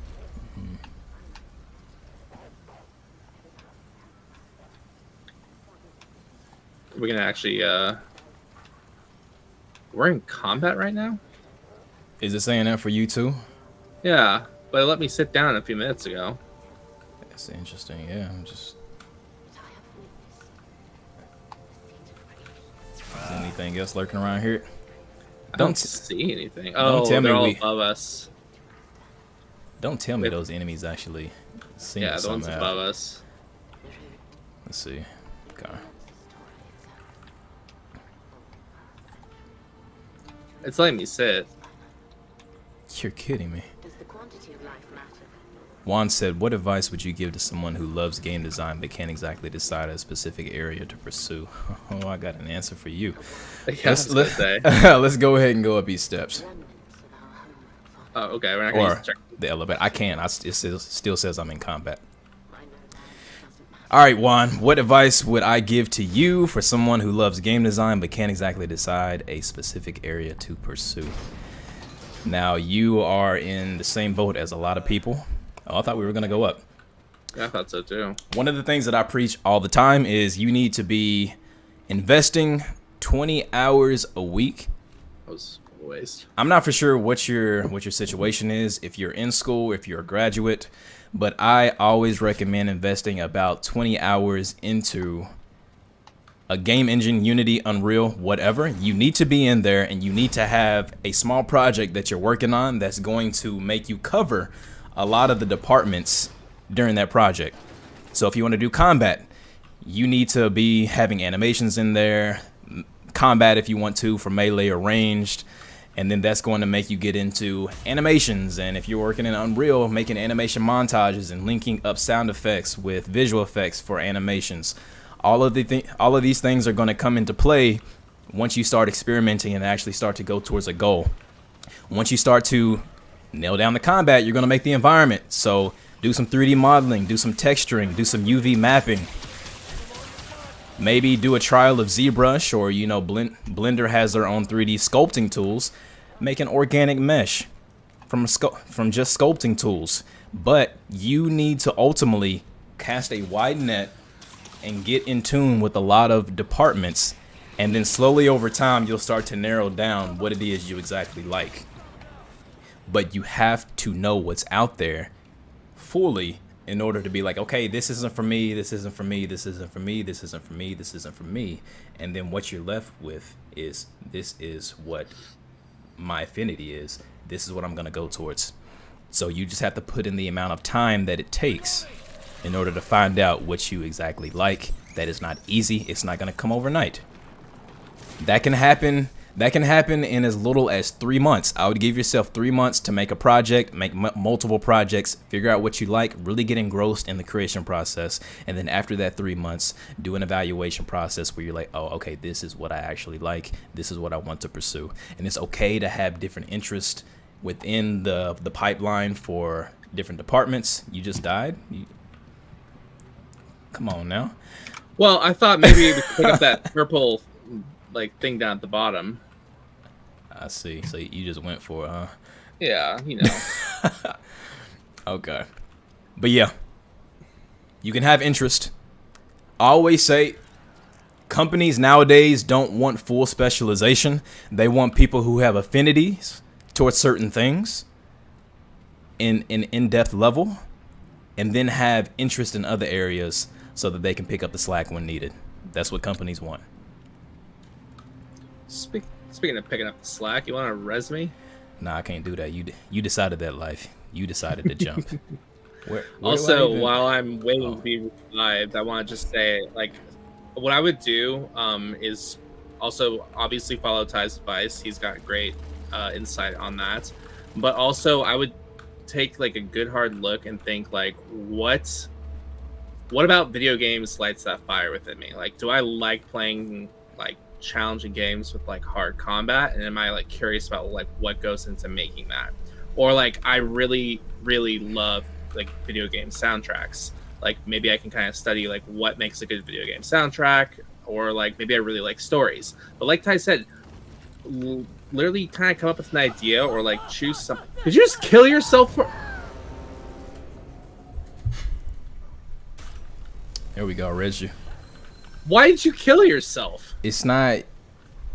It's an item in your inventory where you can go back to the last checkpoint that you were at.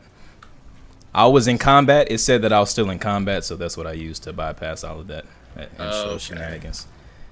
Strategy to this. Okay. Okay. So we need an item to get through that door up there. Are the enemies still upstairs? There's something down there for us to pick up. We need to figure All out right, how well- to get down there. It's this elevator over here. Yeah, we just took the elevator. Let's take it again. Then Ori said, yeah, would say experiment. I did some level design. It was fun, but not something I would dedicate myself to as a career. Then I've always liked combat, so that's what I'm pursuing. And there's nothing down here that we can get through. No, nothing. Dang, Ty, I thought you watched the tutorial. I'm winging it. That's what Nick said. No, we don't watch tutorials around here. Alright, let's go back up there, I guess. Then Sebastian Accardo. Sebastian. Hope I'm saying that right, Sebastian. Have you had jobs where you have needed to use modeling textures, so on, or is it this gust for orienting yourself around the pipelines?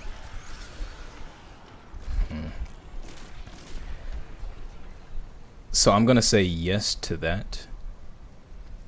I am what you call a prototyper.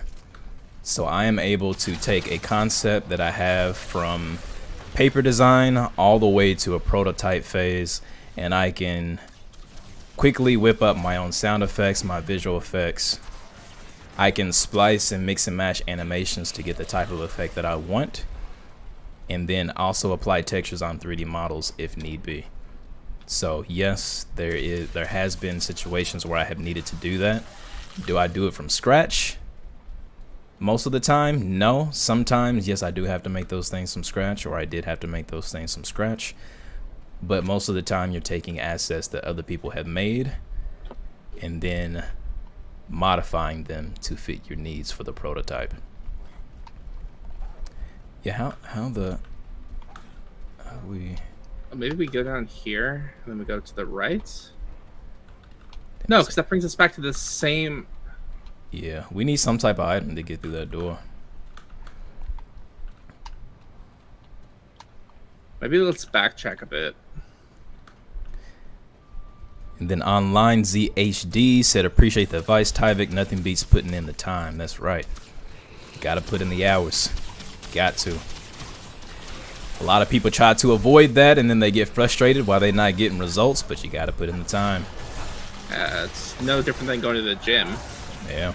You're not going to see results right away, but once you put in enough time at the gym, you'll start seeing the results. Oh my gosh.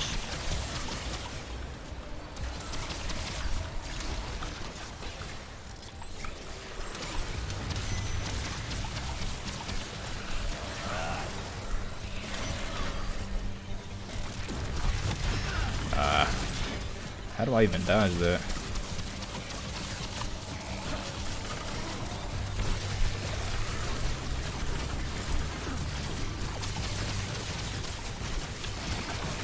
Oof.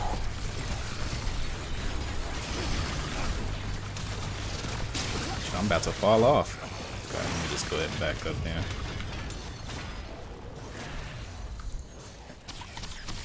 then. Nick said, "Don't put words in his mouth, Harvey." He said he didn't say that.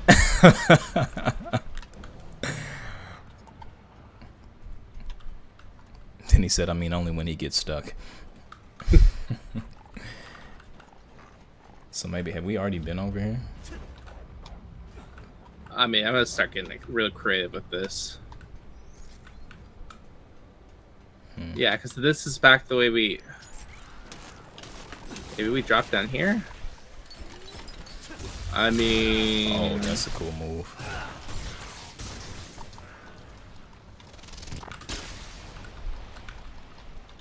What's over here? Is that just leading to you? Yep. Huh. Where's our marker at on the map? Maybe we shouldn't be here.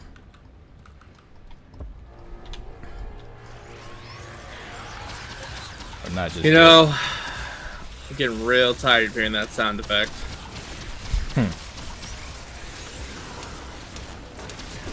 Oh, wow, I actually got down, huh? Yeah, where's your canine at? He's with me. Tell him not to be. I'm coming.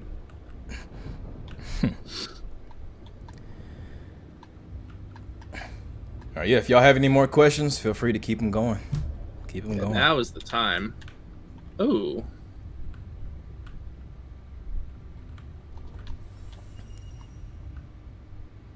Yeah, I'm just gonna bleed out here. It's okay. I think I found the next spot. I'll res you at the checkpoint. Savage. Found a ring in a checkpoint, but not me. I see where your loyalties lie. I didn't say I found the checkpoint. I said I'd res you at the checkpoint. Huh.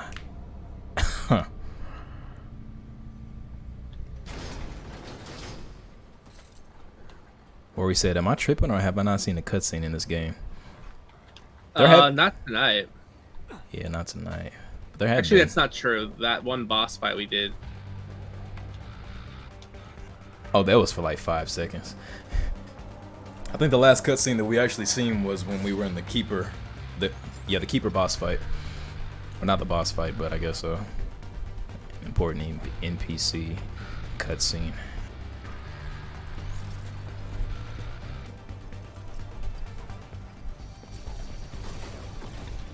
Oh God.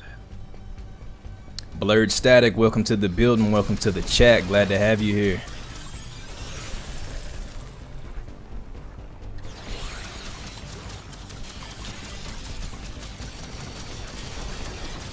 Jay Casio said, if you had to pick one, what would be the game with the best combat system? If I had to play any combat game for the first time all over again, it would hands down without competition be Dragon's Dogma. Not sure if you heard of it.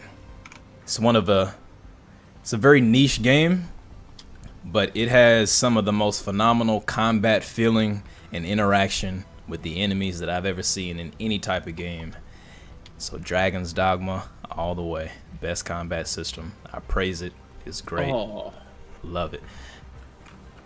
that ring is brutal. Reduces the skill cooldowns by 15%, but activating a skill costs 15% of your health. Ooh. I mean, that might be kind of worth if you're running the that Dreamweaver gun, because it gives you life steal, so you can kind of heal back. Yeah, and we picked up the vacuum seal. Wait, no, not the vacuum seal, but the reverse boosting gem. That ring increases health regeneration by 0.333 per second, 1 second after going below 50%, and increases regeneration value to 2 per second until 50% HP is reached. So it's a lot of regeneration out here. I'm gonna run it. Also, for the lore aficionados, like most Trazier classes, the Mali or the Astropaths has a single purpose and devote all their resources to it. Comfort, motivation, health, none of them took precedence over the work. which kind of fits the aesthetic and design of the ring. The spiked little spikes on the inside kind of imply that you're gonna have to, like, if you want to use what you're gonna use, you're gonna have to suffer for it, which is kind of a great way of doing it. And then the color text says, "The Seekers led the Brazier, but the greatest responsibility lay with the Astropaths. To us fell the burden of sight and guidance. We alone determined the direction Nerude should take, and therefore whether the Brazier would succeed in our mission at all." So it gives you a little bit of context about the actual Brazier. I don't know even know if they're really a faction in this, but like of the people, and it's written as like a journal entry for someone who is a member of that class or tribe or whatever you would call it.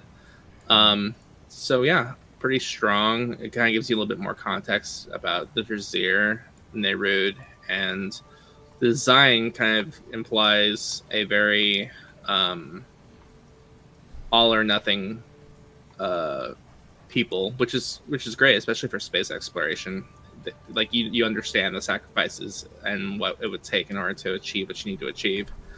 All in all, pretty solid. I love how this ring talks about comfort, motivation, and health. And then this ring has spikes that are going to pierce your finger if you put it on. Love Well, it. that's what it says though. It says comfort, motivation, health. None of them took precedence over the work. So it implies that you're going to have to give up something in order to achieve something. That's crazy. Now, if only we could find the... Oh, we're in a dungeon. Interesting. Are we? Yeah. Well, All right, I'm going to use the bathroom real quick. So I'll be back. Give me 2 seconds. okay. Nick, don't count. And then Blurred Static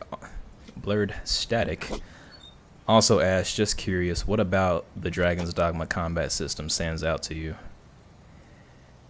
The interactivity with enemies is unmatched by any other game. You can pick up enemies if you have enough strength. You can hold enemies for your other teammates to actually go up and slash at them. So in Dragon's Dogma, you get access to a pawn, and you can have this pawn be a warrior class, a mage class, a ranger class, a rogue class, and then you get to upgrade them as you get to upgrade yourself. So it's a party-based system where you can have up to, I think, four team members called pawns. Okay, hold up.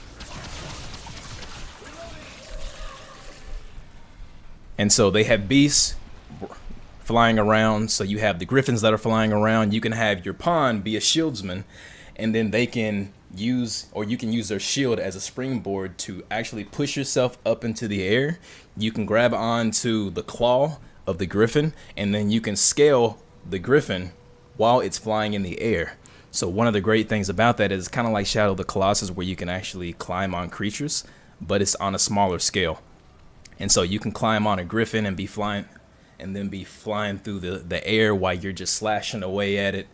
So just being able to interact with the enemies, grab onto them, use certain abilities on enemies that are meant for being used while you're actually grabbing them. You can throw an enemy to your teammates so that they can deal with them. You can pick up an enemy and you can throw them off the cliff. And then plus the class system is just great. You have a warrior class, a mage class, and a rogue class, and you can combine all of those classes. So you can be like a magic archer. You can just go all in and be, you know, a warrior with like a two-handed sword. So there's a lot of variety of the gameplay. Or you can be a mage and you can upgrade from a mage to be a sorcerer, and then you get to create these grand spells. You can create like a super big like tornado that just sucks up everything, and it's like a grand scale. And to be able to cast a spell like that as a player is crazy. It looks phenomenal. So all in all, the interactivity with the enemies that you have in the combat is probably the best draw to it. But it's also just being able to explore, see creatures in the world, build out your party, and then upgrade them as you go along. Don't play it for the narrative, I would say. The narrative is kind of, I would say, is obtuse, but the gameplay for me nothing else can beat it. Alrighty, ready to continue to be confused by where this is supposed to take us? Okay, so we're in a dungeon right now. Is this a machine that we can use? No. Do we need to shoot anything? Do we just need to Maybe- get down there to the bottom? Is that where we came I'm from? gonna try and. Or do we just need to go down more? I mean, I tried just to see if like Oh, we already came. res me. Oh, you're dead. Okay. Yeah, I just tested to see if maybe like I landed in the black sludge. So you are not still in combat. There's no yeah, way. it says I'm still in combat. And then Ben Davis said, how different is being a combat designer in a shooter/multiplayer, Call of Duty, for example, game versus single player action adventure, Ghost of Tsushima, ? I would say that the skills that you build up by being a combat designer are able to translate between different genres if you allow your skill set to do so. So I came from The Last of Us Part 2, and I used what I love about combat, and I introduced figured it new out. mechanics, new skills, new systems into The Last of Us universe because I had a particular type of combat that I loved. When I went over to, well, and then The Last of Us Part 2 is third person. I go over to Warzone, that's first person. So I've tried to figure out how do I get that same type of feeling that I want out of third person in first person. And there's no real like dedicated answer that I can give you. There is a different design path for it because the player feedback between third person and first person are different. Third person, you can see your character. First person, you cannot. So you have to make sure that whatever you're putting in front of the player in first person, it needs to feel impactful because you're not going to be able to see your player character because it is first person. There are some elements that you don't really have to worry about for third person. There are some elements that you don't have to worry about for first person. So trying to find a middle ground on what actually works, depending on which genre you're designing, is what makes you a great designer. So if that translates, you'll find a way that translates to another like genre entirely and what combat means for you along the way. But I don't think you're going to go from genre to genre and then completely stay within that particular genre without introducing new type of ways of looking at combat, if that makes sense. What? And then Blur Static said that's pretty dope that you can hold the enemy so your co-op players can get at them. And then the grappling on bigger enemies like Shadow of the Colossus is one of my favorite games of all time. Yeah, so Dragon Dogma sounds like it's straight up your alley. Oh, I just here. Oh, wait. Oh, it gives you a time limit. What do you mean? Okay, now use that orb to open that door. What? Which You were one? just there. Oh, okay. Where did we get this orb from? There was like a door manifest that I found. I just interacted with it because it looked like something to interact with. Okay.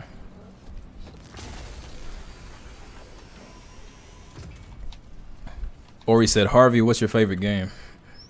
Ooh, that's hard. What's funny is my mind instantly went to Legend of Zelda: Twilight Princess. And I think that's probably a really good indicator that it should be my favorite game. Ow. Yeah. Okay. There's an elevator. Right back here. Sorry, Ori, I'm a little distracted. Legend of Zelda: Twilight Princess is one of them.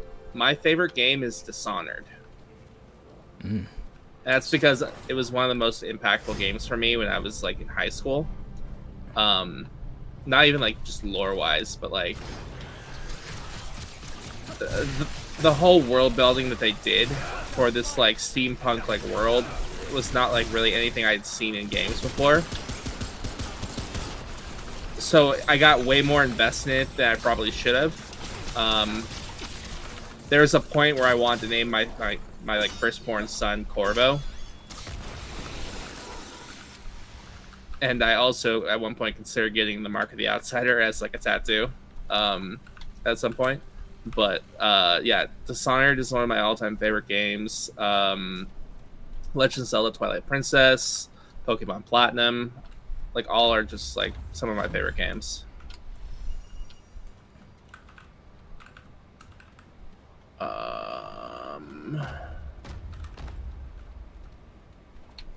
Nope. I don't know what to do.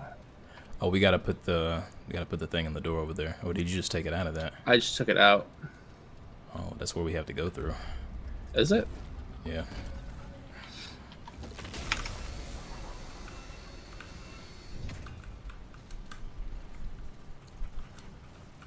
Nick said had to step away. Sorry, did I miss a death while Harvey stepped away and he told me not to count it? Yeah, no, totally not. We did figure out where to go though. Then Sterling, 1 second. I'll get to your question soon.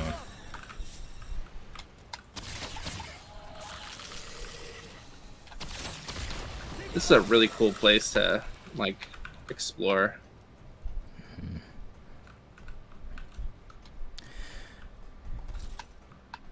And then Sterling said, in the vein of hands-on practice, is there some way devs generally practice storytelling that involves 3D plus acting? Like when Harvey was talking about the scene with Luke in Star Wars.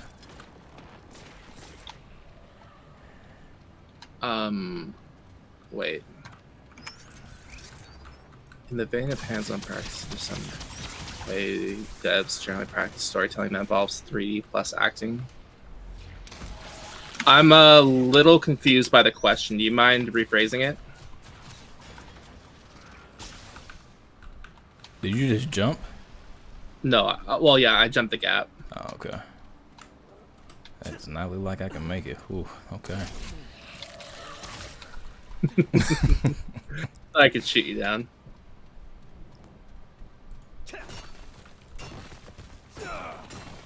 Is the white bar underneath us supposed to be like experience? The white bar where? Underneath us, underneath our health bar. Oh, that's your stamina. So it only is goes it? down when you're in Oh, combat. you're right.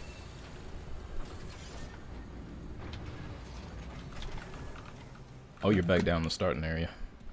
Is that where this is? Get that Orb. yeah. Oh, I guess we open the door now so we can bring it up here.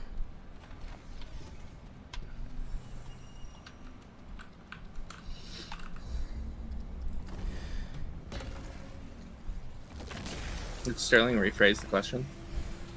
Not yet. Not yet. Okay.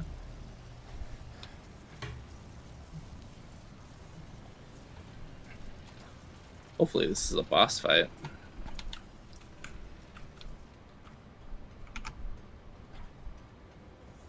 Alright, I'm here. No, I didn't, I swear, but that is suspicious that I went to the bathroom. By the time I got back, we figured it out. Now we're back where we were. Oh, no, we weren't.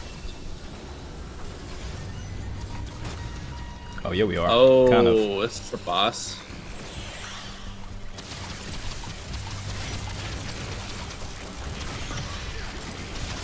Okay, I'm supposed to be untargetable with this ability. What? No, less likely to get hit.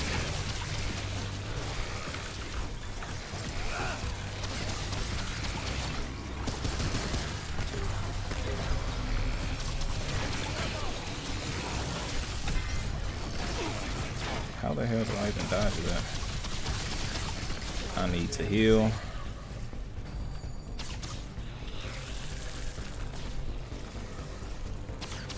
Oh, I'm in the tar. I need to get out of this.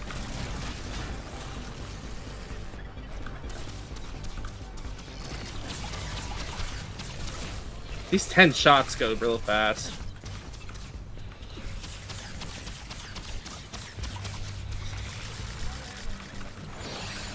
Oh, I can use this again? Yo. The refunder. I think we're good. For now. What is that? The refunder. Shots from this weapon have a 20% chance to return spent ammo to reserves. That's nice. That is really nice. I might as well assign that to the main one. Oh, it already automatically did. Cool. That's gonna feel really nice when you like pair it with the Nightfall having still a little ammo. Oh, word, we got a new relic. So instead of using the Dragon Heart, we can use the Ruined Heart. Well, technically we have 3, I think. Cause we've had the Ruined Heart for a while. I've been running it for ever since the cube boss. Oh, It really? gives you health regen. Yeah. Huh. Did I not bring that up last stream? I don't remember that. Or you just tuned me out again? I don't remember that happening. I do like that mod damage.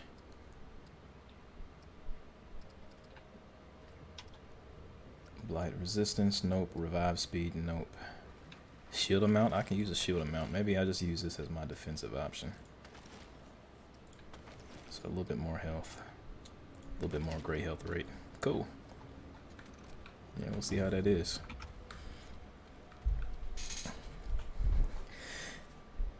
And then blends. I keep on saying your name wrong. I'm gonna get it. Blurred Static. This is probably corny, but my favorite combat was in Final Fantasy X, Final Fantasy X. I like how intuitive the UI UX was. Very satisfying to call Ifrit or the Mage's Sisters to pummel enemies. That is a phenomenal Final Fantasy game. That was actually the Final Fantasy game that actually got me into the bigger Final Fantasy games, and it's phenomenal. But I think I ended up playing Final Fantasy X-2, so I'm not for sure what the difference is there. So I think we're done with this dungeon, man. I still have a red area. What is it, a huge one? Not really. Like maybe it's a room, but Yeah, I'm fine yeah. not exploring it. Yeah, let's go ahead. Also, if it's something you love and it's something that got you into like combat or got you into something that you're passionate about, it's never corny. Even if someone else thinks so, it means something to you. Mm-hmm. Like all my All right, favorite I'm games on. are Nintendo games, apparently. I'm 28 years old. I have the same birthday as Pokemon. Pokemon's one of my favorite franchises. Like, could be corny. Cherished Johnny. It matters little. The expression is the point. And if it does reach you, may it grant you some measure of joy. I already listened to that, by the way. I've spent the better part of 2 centuries trying to understand your Okay. decision to leave me. All right, how much scrap we packing? 1,600.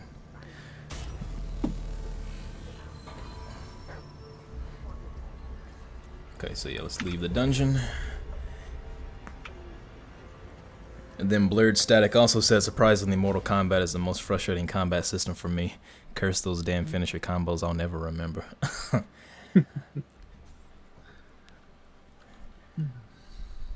Yeah, I never really got into Mortal Kombat. It always felt very, very stiff for me as compared to Soul Calibur. So I always preferred Soul Calibur and Marvel vs. Capcom 2. I will anything say, else. Riot's Project L looks fantastic. Oh, it does. I can't wait for that. I'm not even a big fighter game person. I think the most I ever played was like Super Smash Bros. But like that game looks great. Well, they say people are going crazy over it at Evo. Or they did. But no doubt it's gonna be good though.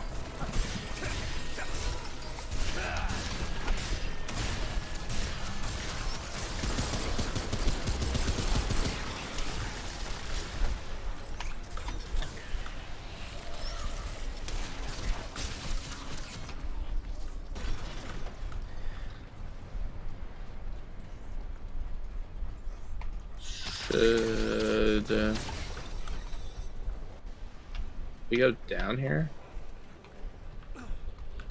No, there's nothing down here. Okay.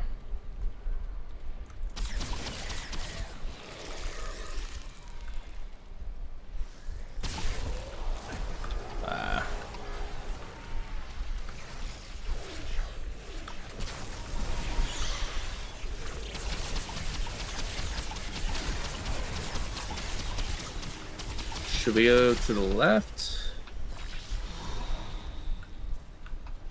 Is this in miasma right now? Oh, I found So- it. I found the Enderman. The Enderman. What are you in combat?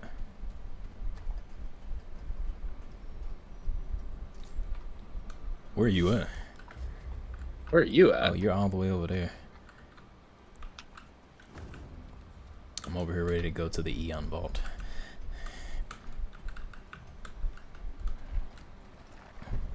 And then Sterling said, I guess simply, it would be how do devs practice storytelling, potentially through cutscenes, when they may involve so much 3D artwork. Storyboard like animators? Question mark. Yeah, I would say storyboard like animators. As long as you're able to kind of get your concept across, and you can eventually show like a 3D animator what you want, like what your overall vision would be. That's your best bet. I've even storyboarded on some things too. If I had an idea for a cutscene, like I had a concept for do you guys know the character Ledros from League of Legends? He's not a champion, but he's like a side character. But he's a character I'd love to see like brought from like the actual lore into the actual game. So I wrote like a just because I'm passionate about it, I wrote a like a teaser trailer for like a champion, like you know how they did for like Senna or for Aurelia or any of these other characters that they decided to bring in. So I did one for Ledros, and what I did was when I was like kind of fleshing out the idea, like what if I were to give this to like an animator to like create the actual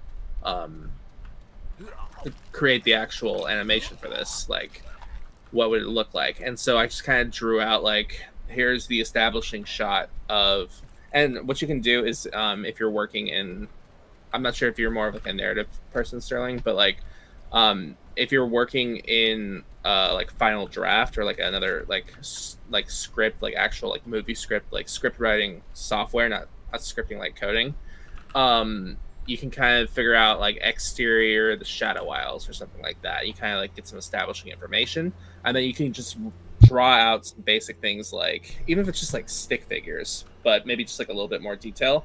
But you can have like an establishing shot, the shadow isles, and then you can have just kind of like Ledros kind of like mark, like doesn't have to move, but he's just like looks like he's marching towards something. And then your next storyboard would be like a shot of his helmet or something like that. Being able to kind of have like the ability to just kind of like basically jot something down and then add that to your portfolio is going to help you sell your idea a lot better. And it also shows the studios that, hey, this guy, like, not only is he like able to write what he wants to see in vision, but he can also kind of show that he can draw that out too, even if it's just like basic storyboarding. Behind us. Oh, okay. Hopefully that answered your question.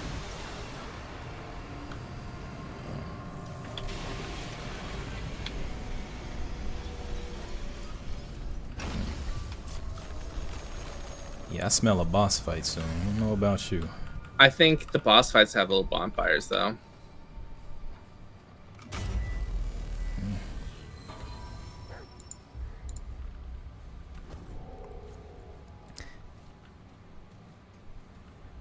The soul sparks. Find them and return to me.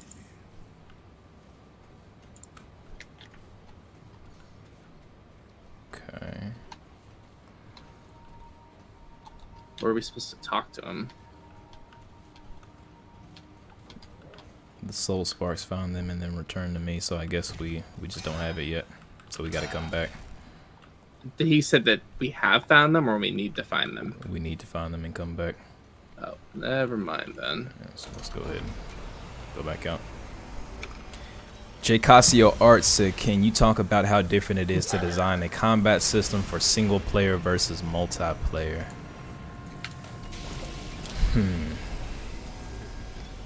That is a really big scope. Let's see, how can I pick some of the major parts?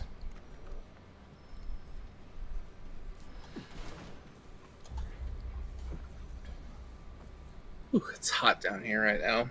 How are you holding up, Ty? You sweating? I've been sweating. I'm shining right now. Listening. Yeah. I'd say probably one of the key differences between single player and multiplayer is that in multiplayer, you can test the game against other players. You don't need AI.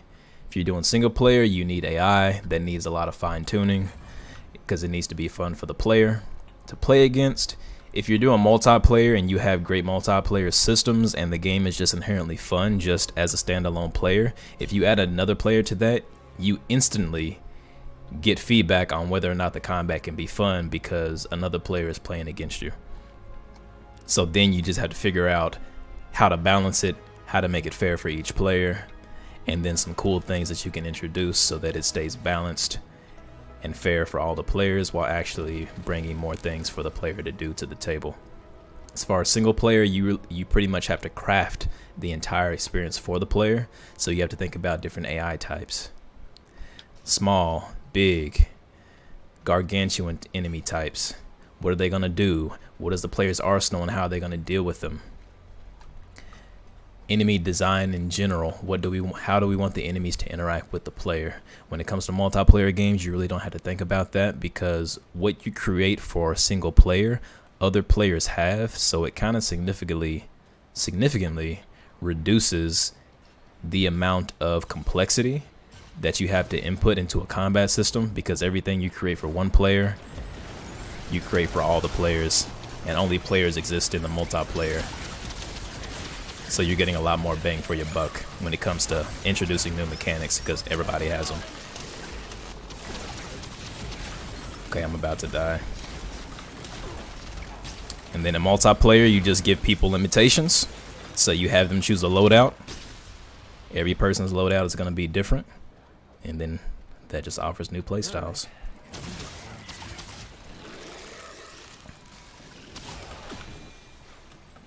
Oh, that's going to suppress me if I get near that stuff. Looks like we might have something up here.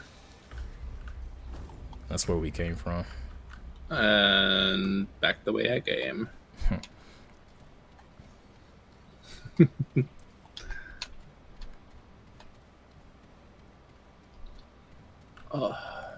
And then Sterling asks you, have you tried storyboarding in an engine to script the pacing or interaction? I personally haven't. I do know a couple narrative designers that do.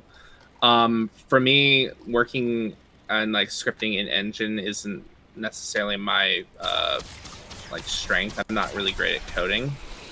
For me, what I tend to do is if I have an idea or a concept, if I'm like working on the script and like trying to visualize where things are, I'll start by like, I will literally get like a stack of post-it notes and I will just draw out like within the space of a post-it note, like what I want each story beat to be.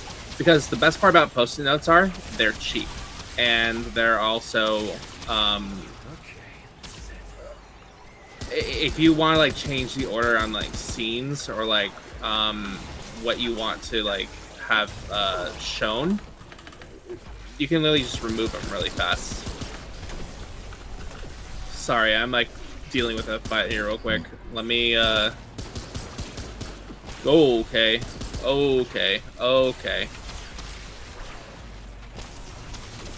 Ty, I might need your help here. Okay.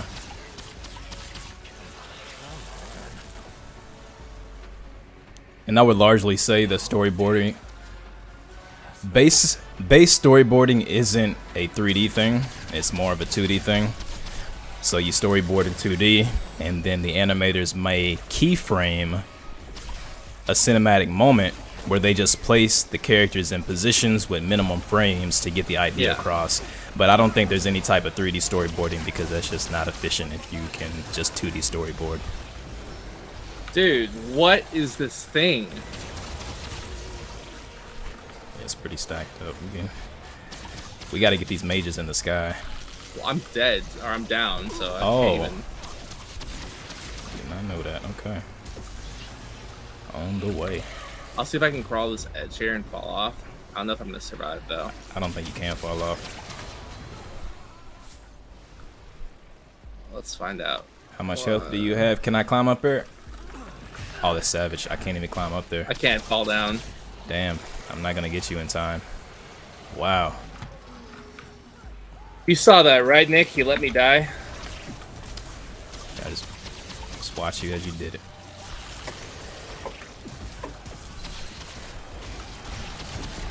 Oh, your dog got you back up?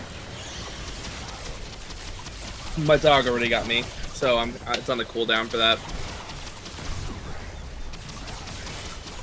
God, these things are annoying. That blob single-handedly like pinned me down and just like would not let me get up.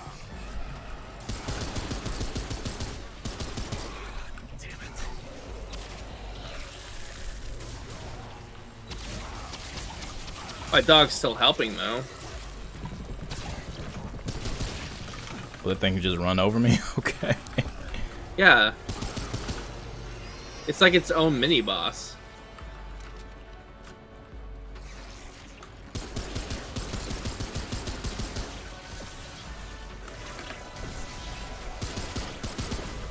God, those things are annoying. Oh, they're just attacking your dog right now.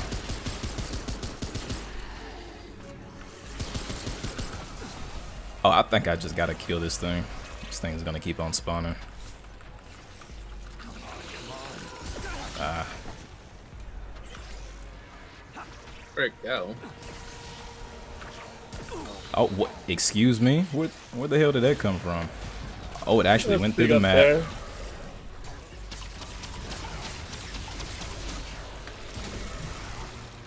Dude, that gun does not feel like it's doing anything to that boss. It doesn't. It's so strong, but it just doesn't feel like it. Like the shots don't feel impactful at all. No. Feels like you're using a squirt gun. It feels more like sound effects for a sidearm rather than a long gun. Okay. That super soaker. My dog's actually smelling my ass right now. Alright, let's go to the checkpoint. Get you back up. Checasio said, thanks for the detailed answer. And Blurred Static said, never thought about it like that. For the single player is more AI heavy. Makes sense. Also, Hey, Harrison. he said, also, Harvey, I'm with you on Nintendo. Good call. And Blurred Static also said, speaking of AI, what are your opinions about the trend of people incorporating AI into NPCs from older games like Skyrim? Is that the future of RPGs? I think that's just something fun to play around with, but it's not going to make it into mainstream games at all. Because you can't exactly author what AI is going to say, and sometimes it can say some stuff wrong, some things that your company doesn't agree with, or values that your company doesn't align with. So there is a whole lot of legality with that, so I don't think it's something that's going to be pursued. It's just something that's actually really cool to use and see in action. So maybe you'll find an indie studio using it on a small game, but any type of actual game, this is not going to do that. Okay. So I will say, even if like it does get to that point, there's still going to be narrative writers that will be needed to like create the overall world and create the overall characters and figure out what those characters believe. What are their core truths? Like, what are their pillars? There's still a lot of work for narrative writers to do. The idea that like you can have like an AI interact with the player more than just like base dialogue. I think if it ever does get to that point, it's going to be a tool and it's not going to like replace anyone's job.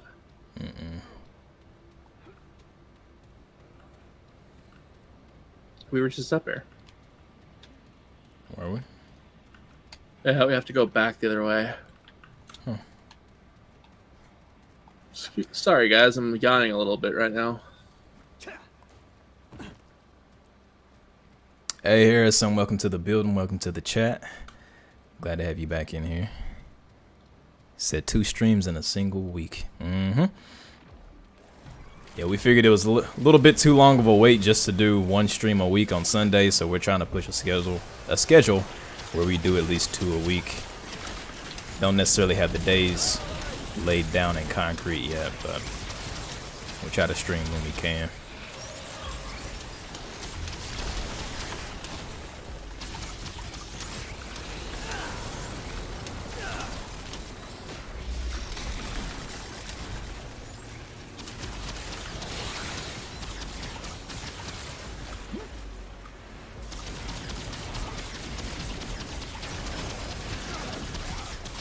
Oh, come on!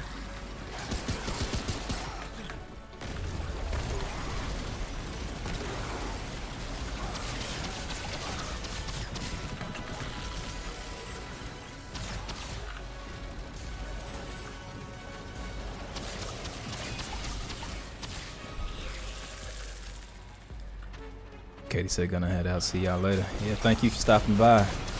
Who said that, Nick? No, Katie did. Oh, Katie. Bye, Katie. She says she's always the first one in here. The purple orbs are the weak spot. Okay, it is down.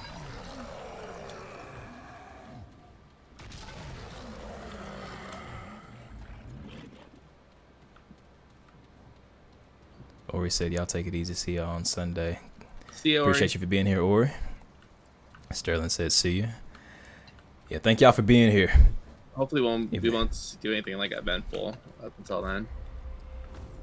Yeah, so it actually is almost 9:30. So let's go ahead and get to a save point and just call it. It's already been 2.5 hours.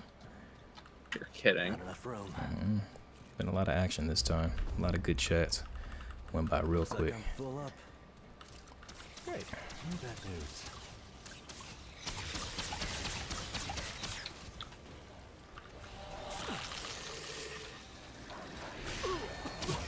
So did you say we're ending at 9:30 or what's happening? Yeah, we're gonna get to a checkpoint. Just ended here. I mean, we 'Cause- kind of explored the whole area. I have to go back the other direction. Yeah, so really, really wish that you would be able to ping on the map in this game. Mm-hmm. All right.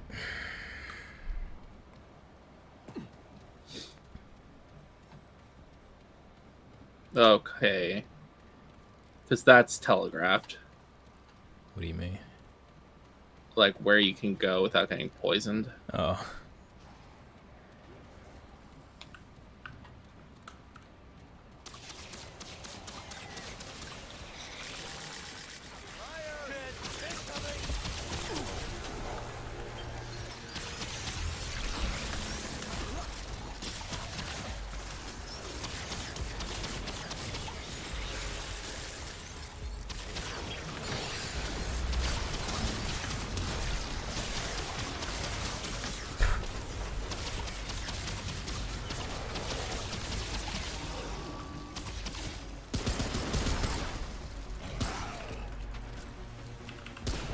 Oh, okay.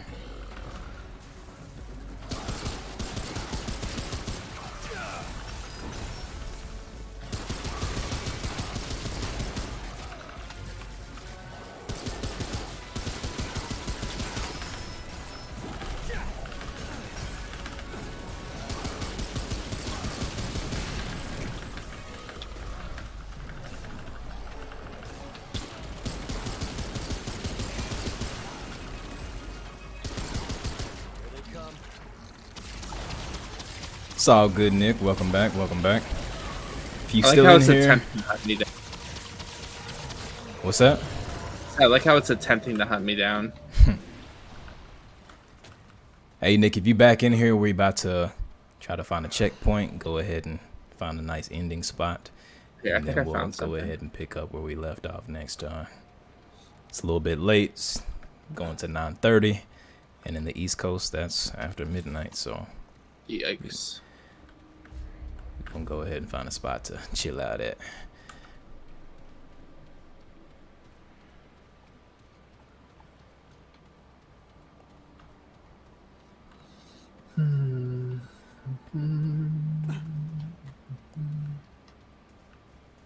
Oh, here's a checkpoint.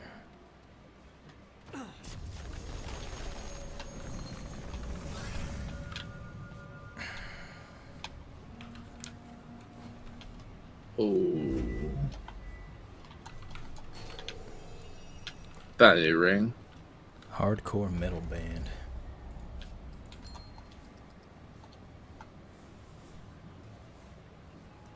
I'm coming. Taking damage adds 1 stack of bulwark, which eventually falls off after 10 seconds. Max 5 stacks. I guess it's like thorn mail or something.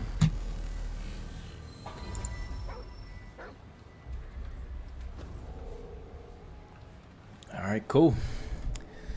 So, we're going to end it there. Thank y'all for being here tonight. I know a lot of y'all have already left, but in case y'all rewind this back and then watch it again, thank y'all for being here. Love having y'all here every single week, and especially 2 times in 1 week. Y'all showed up for both occasions, most of y'all. So thank y'all for y'all's continued support and actually sacrificing your all's time to be here and, you know, watch us play, get answers to your questions. Yeah, it's always fun just like logging in, seeing the familiar names in the chat, and getting to talk to some new people too. So yeah, thanks for being here tonight, guys. Nick, we need a total for how many deaths were done, if you have that tally for us. Other than that, I think we're gonna end the stream right now. Yeah, he just said we have 4 deaths in total, so I think it was more than that. well, what was the metric? If we're not counting the deaths that I had to do to actually revive you, then I think it was around that much. We didn't really die too much this time. I think it was team deaths.